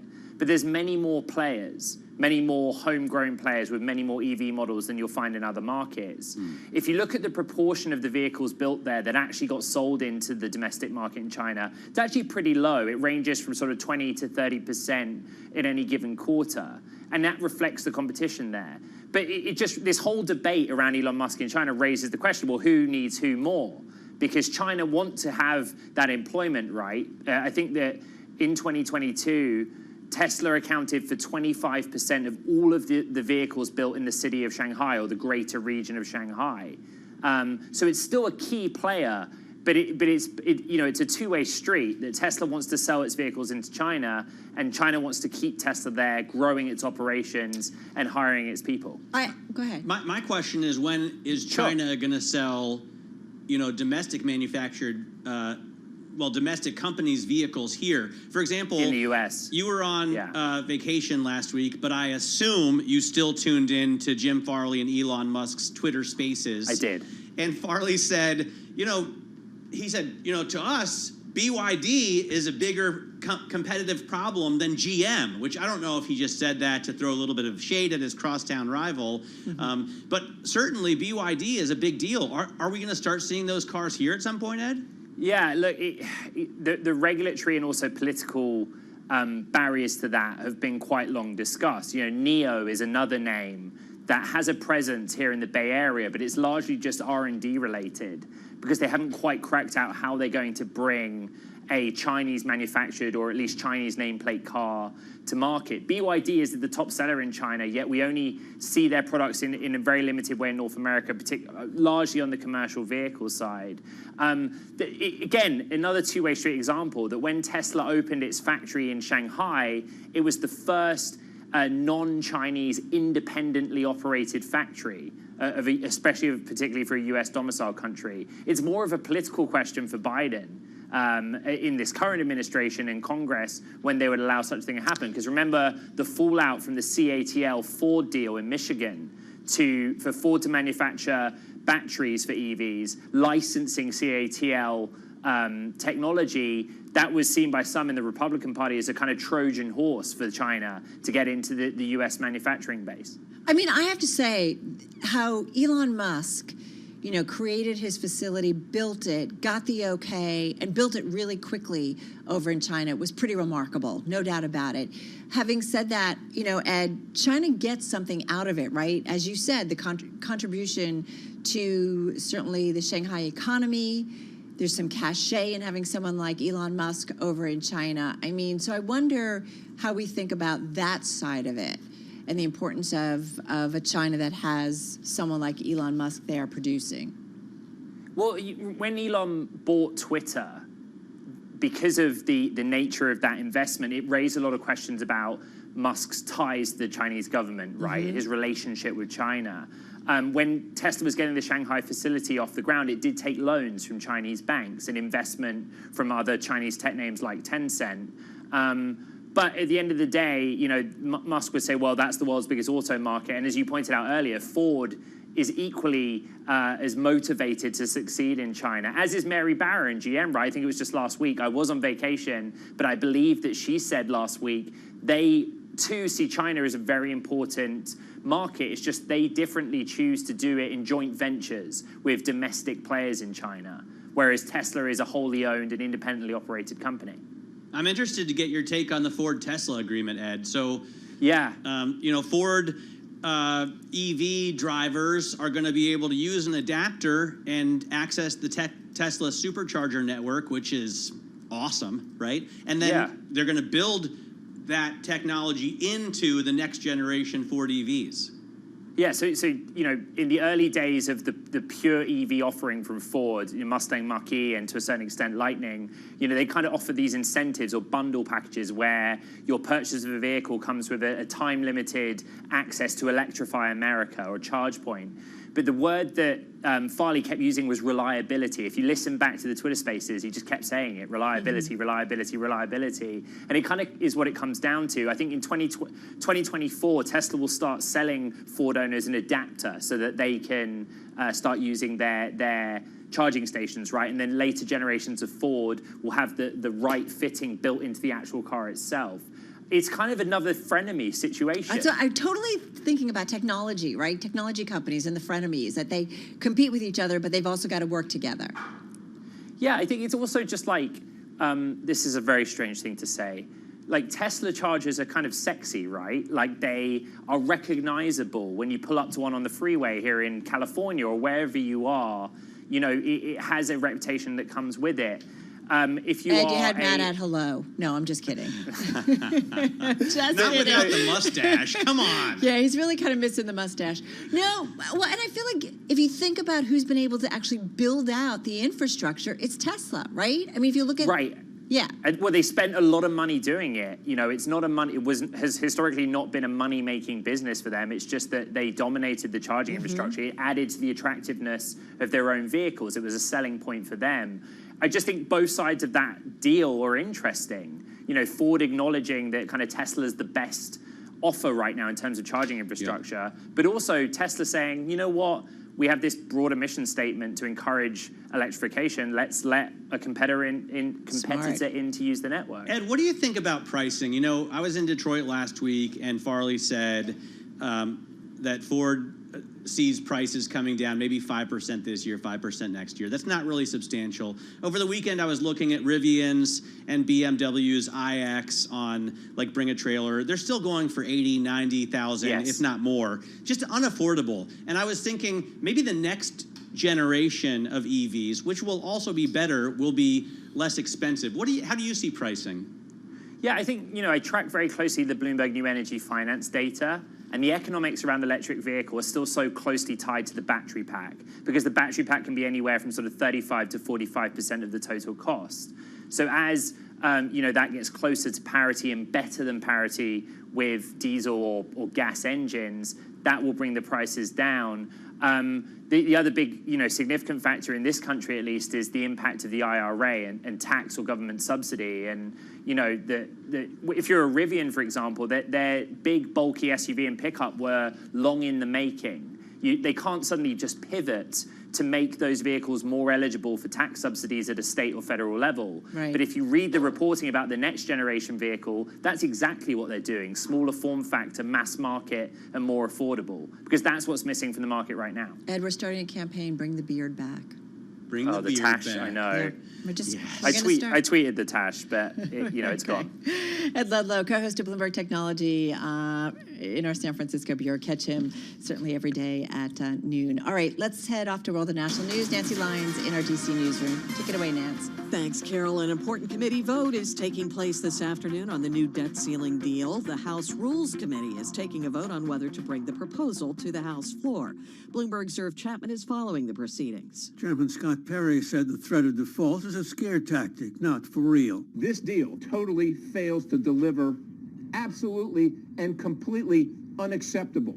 Trillions and trillions of dollars in debt for a pittance. Perry cited the modest cut for the Internal Revenue Service. Andy Biggs added, The McCarthy-Biden program continues the Green New Deal boondoggles. Perry was asked if his group would exercise their right to try to oust McCarthy as Speaker. He said, in essence, ask us after the vote. In Washington, Irv Chapman, Bloomberg Radio. Former First Lady Rosalind Carter has dementia. The Carter Center made the announcement today, saying she continues to live happily at home with her husband, enjoying spring in plains and visits with loved ones. Former President Jimmy Carter entered hospice care earlier this year. Horse Racing's Oversight Authority says it is investigating what could have caused the 12 horse deaths in the past month at Churchill Downs Racetrack. That's the home of the Kentucky Derby. Lisa Lazarus is CEO of the Horse Racing Integrity and Safety Authority. We have been talking extensively to jockeys, to trainers, to try to determine whether or not they're feeling anything different. And I have not had a single jockey or trainer tell me that they believe that the track is a factor in these fatalities. Lazarus says surface testing has turned up nothing unusual. Global news 24 hours a day, powered by more than 2,700 journalists and analysts in over 120 countries. I'm Nancy Lyons. This is Bloomberg.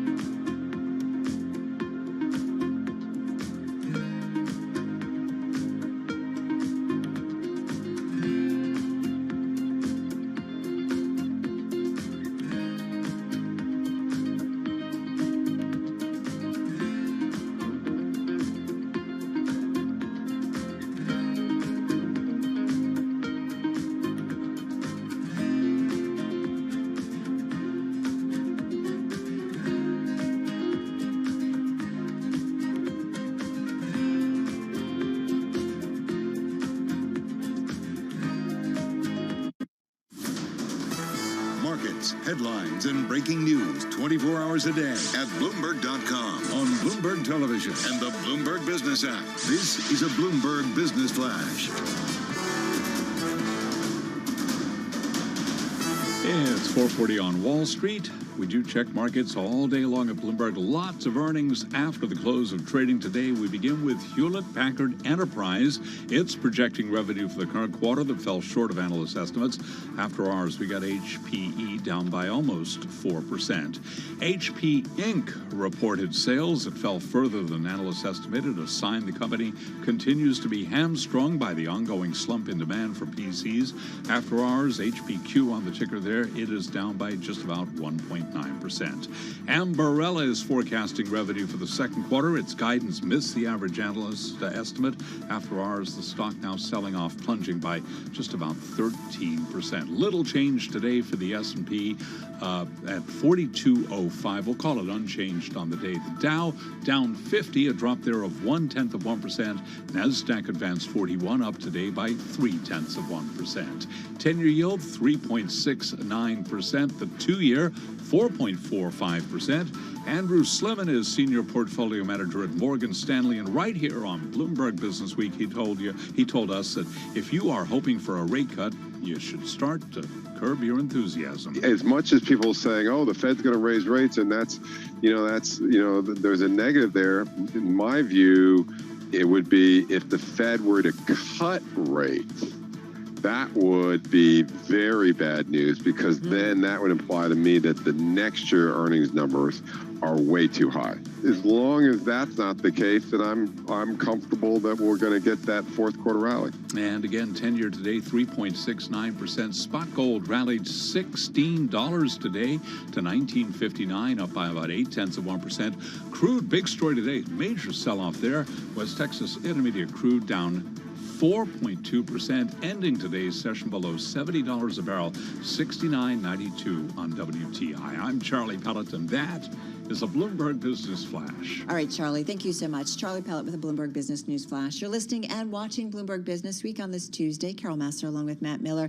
We wanted to get to the Bloomberg Big Take. It is also among our most read on the Bloomberg. It's about the Winklevi. We're talking about Tyler and Cameron Winklevoss, who have, Matt, definitely had their share of ups and downs. Yeah, for sure. I mean, we all remember, or probably most of us remember, Facebook and how they accused Zuckerberg of stealing their idea. But they bounced back from that right quick by buying Bitcoin at low valuations and are now, multi-billionaires because of it.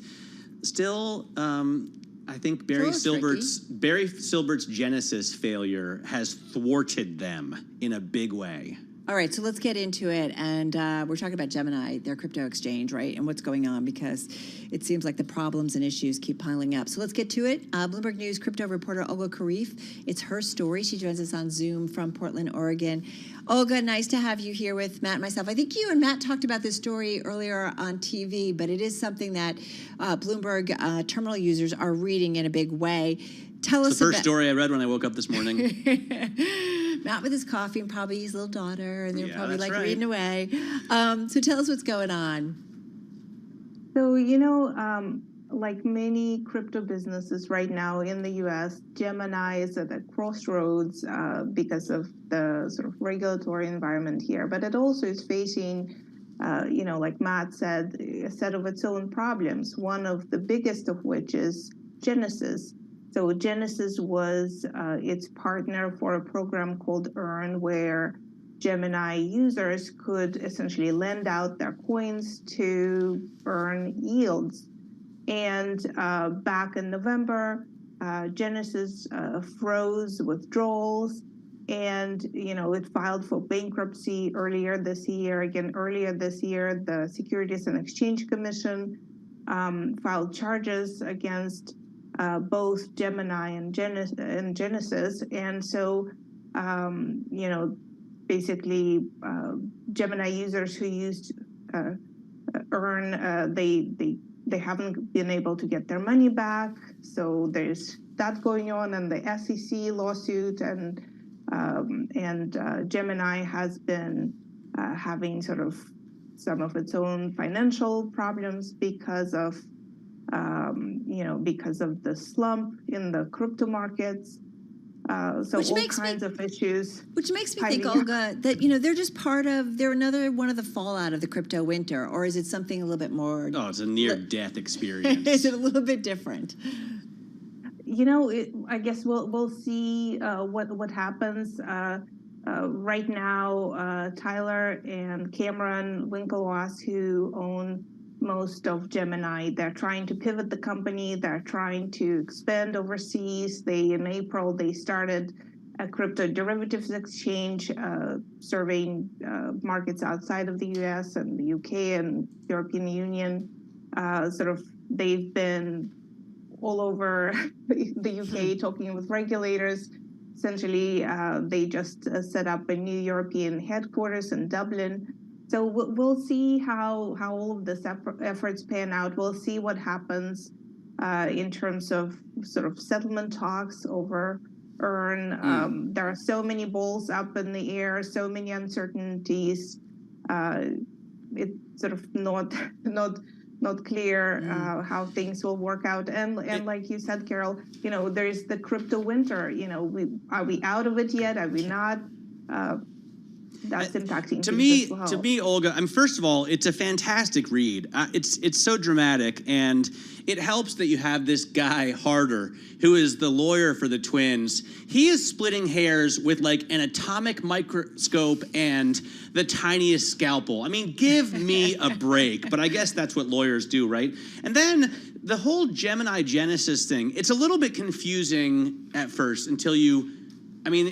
It's clear because Gemini means twin, that's the Winklevoss business, and Genesis is Barry Silbert's company that essentially stiffed Gemini customers for almost $1 billion, right? I would think that Cameron and Tyler are very angry with Barry Silbert for not bailing out Genesis because he has the money. DCG's got the cash. They're just not willing to give it up. And they're just not willing to uphold their end of the bargain. Don't the Winklevoss twins want to send a guy over to Silbert's house and mess him up a little bit? That's got to be the biggest drama there is. So earlier this year, we witnessed, very angry tweets from Cameron Winklevoss directed at Barry Silbert, saying exactly what kind of you said, except for sending somebody to Barry Silbert's house. But so I think that's exactly right. They are very angry, and it's hugely impacting their business, and ultimately, depending on how it gets resolved, it's going to have a big impact on Gemini as well. They also have over $3 billion, so couldn't they kind of help things kind of right this ship? Yeah, I was thinking that too. If they Okay. have $3.2 billion, they lent Gemini already $100 million, but couldn't they just bail all of their customers out and still be multi-billionaires? They say they're still behind this, right? So how much are they behind this? So exactly, they each have 3.2 billion, according to Bloomberg estimates. So they say they're very committed to the Gemini business. So they're not saying they're not going anywhere. So earlier this year, they provided Gemini with $100 million loan for its operations and so forth. So, a lot of people believe that this is pretty much what they're gonna have to do for a while. They will have to finance this exchange, and then I guess we'll see what happens with it. But right now, it's not profitable. And employees have left. Yeah, C-suite and it's execs also, have left. they have less than 1/10 of 1% of the global market share. So they're not, Gemini is just not a big player. It'll be interesting to see if, Olga, as you point out in your piece, if they get an offer from a bigger company. I know they have legal headwinds, but the brand is good. They just need a business behind it. Right. Oh, yeah, that would be a good thing. Olga Kharif, thank you, as always. Crypto reporter at Bloomberg News on Zoom from Portland, Oregon. It is the Bloomberg Big Take today, so check it out at Bloomberg.com or just head to the Bloomberg terminal. This is Bloomberg.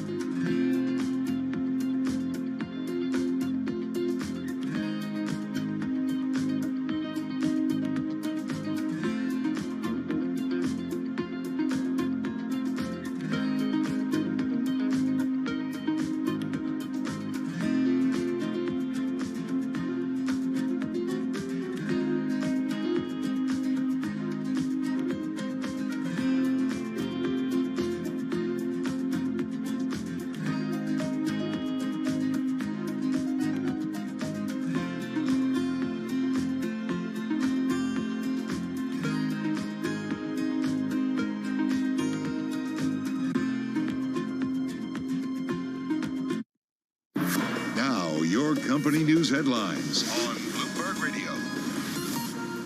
From Bloomberg World Headquarters, I'm Charlie Pelletin. NVIDIA's market valuation briefly crossed the $1 trillion threshold today after the chip maker's artificial intelligence prospects vaulted it into an elite club of just 5 American companies. Victoria Fernandez is Chief Market Strategist at Crossmark Global Investments. This whole thing really scares me. I wonder, maybe I show my age when I say, do people not watch the movie The Terminator and understand what all is going on here? And I think we need to be very cautious going forward and really look at what kind of regulation goes around this and what that's going to mean for the growth of AI going forward. I just think there's so many unanswered questions. I don't think you put all your eggs in the AI basket, but you have to have exposure knowing that it's going to be part of the future. And today we had NVIDIA shares up by 3%. It joins the likes of Alphabet, Amazon, Apple, and Microsoft in trillion-dollar valuations. Fewer than 10 companies globally have ever achieved that level.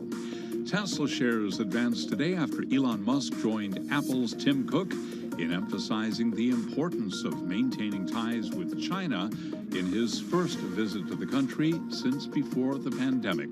Today we had Tesla shares advanced by 4.1%. So far this year, by the way, Tesla shares, they're up by 63%. Mixed day on Wall Street. The Dow lower, S&P, NASDAQ, both higher. Those are some of the company stories at this hour, and this is Bloomberg.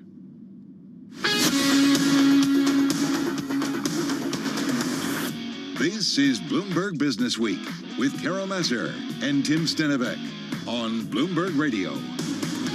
All right, everybody, you are listening and watching Bloomberg Business Week. I'm Carol Masser along with Matthew Miller. Let's get a check on world and national news. Off to Nancy Lyons in our 991 newsroom. Hey, Nance. Hey, Carol. Well, the debt limit agreement is not yet over the finish line, but the White House and Republicans did come up with a deal that sets a course for federal spending through 2025 and caps federal spending for the next 2 years. Bloomberg Government Congress reporter Jack Fitzpatrick on the timeline for approval. The House Rules Committee works on this today. The House votes tomorrow. Senator Schumer has warned members that this could be a Friday or even weekend vote. They have to see if they can get unanimous consent for a time agreement. If they cannot get all 100 members to agree to a final vote at a certain time, it can drag out. Bloomberg Government's Jack Fitzpatrick. The Treasury Department has set June 5th as the deadline for a potential default. Officials in Davenport, Iowa are commenting on the search for victims in the wreckage of a partially collapsed apartment building. A middle section of the building caved in Sunday evening. This is Davenport Police Chief Jeffrey Bladel. We have 5 that are unaccounted for and 2 that we have a firm belief that are potentially still in that building. Chief Bladel says anyone going into the building at this point will be going in to rescue those possibly trapped and not to retrieve personal items. The Carter Center is sharing the news former First Lady Rosalind Carter has dementia. The center says her family wants people to know she continues to live happily with her husband and enjoying the spring weather in Plains. Well, The Little Mermaid is making a big splash at the box office. The live-action adaptation made $117.5 million over the Memorial Day weekend.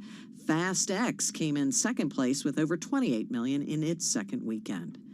Global news 24 hours a day, powered by more than 2,700 journalists and analysts in over 120 countries. I'm Nancy Lyons. Now back to you, Carol and Matt. All right, Nance, thanks so much. Carol Master along with Matt Miller. Hey, Matt, we know a lot coming at CEOs today. Of course, the stuff out of D.C. And those policies of which can affect corporate environment, U.S. economic growth. Also things like AI, attracting talent, and climate change initiatives, which is something that Bloomberg's David Weston talked about with Jennifer Rumsey, President and CEO of Cummins, who laid out the strategy behind her company's Destination Zero strategy, which is all about getting the company to net zero by 2050. Check it out.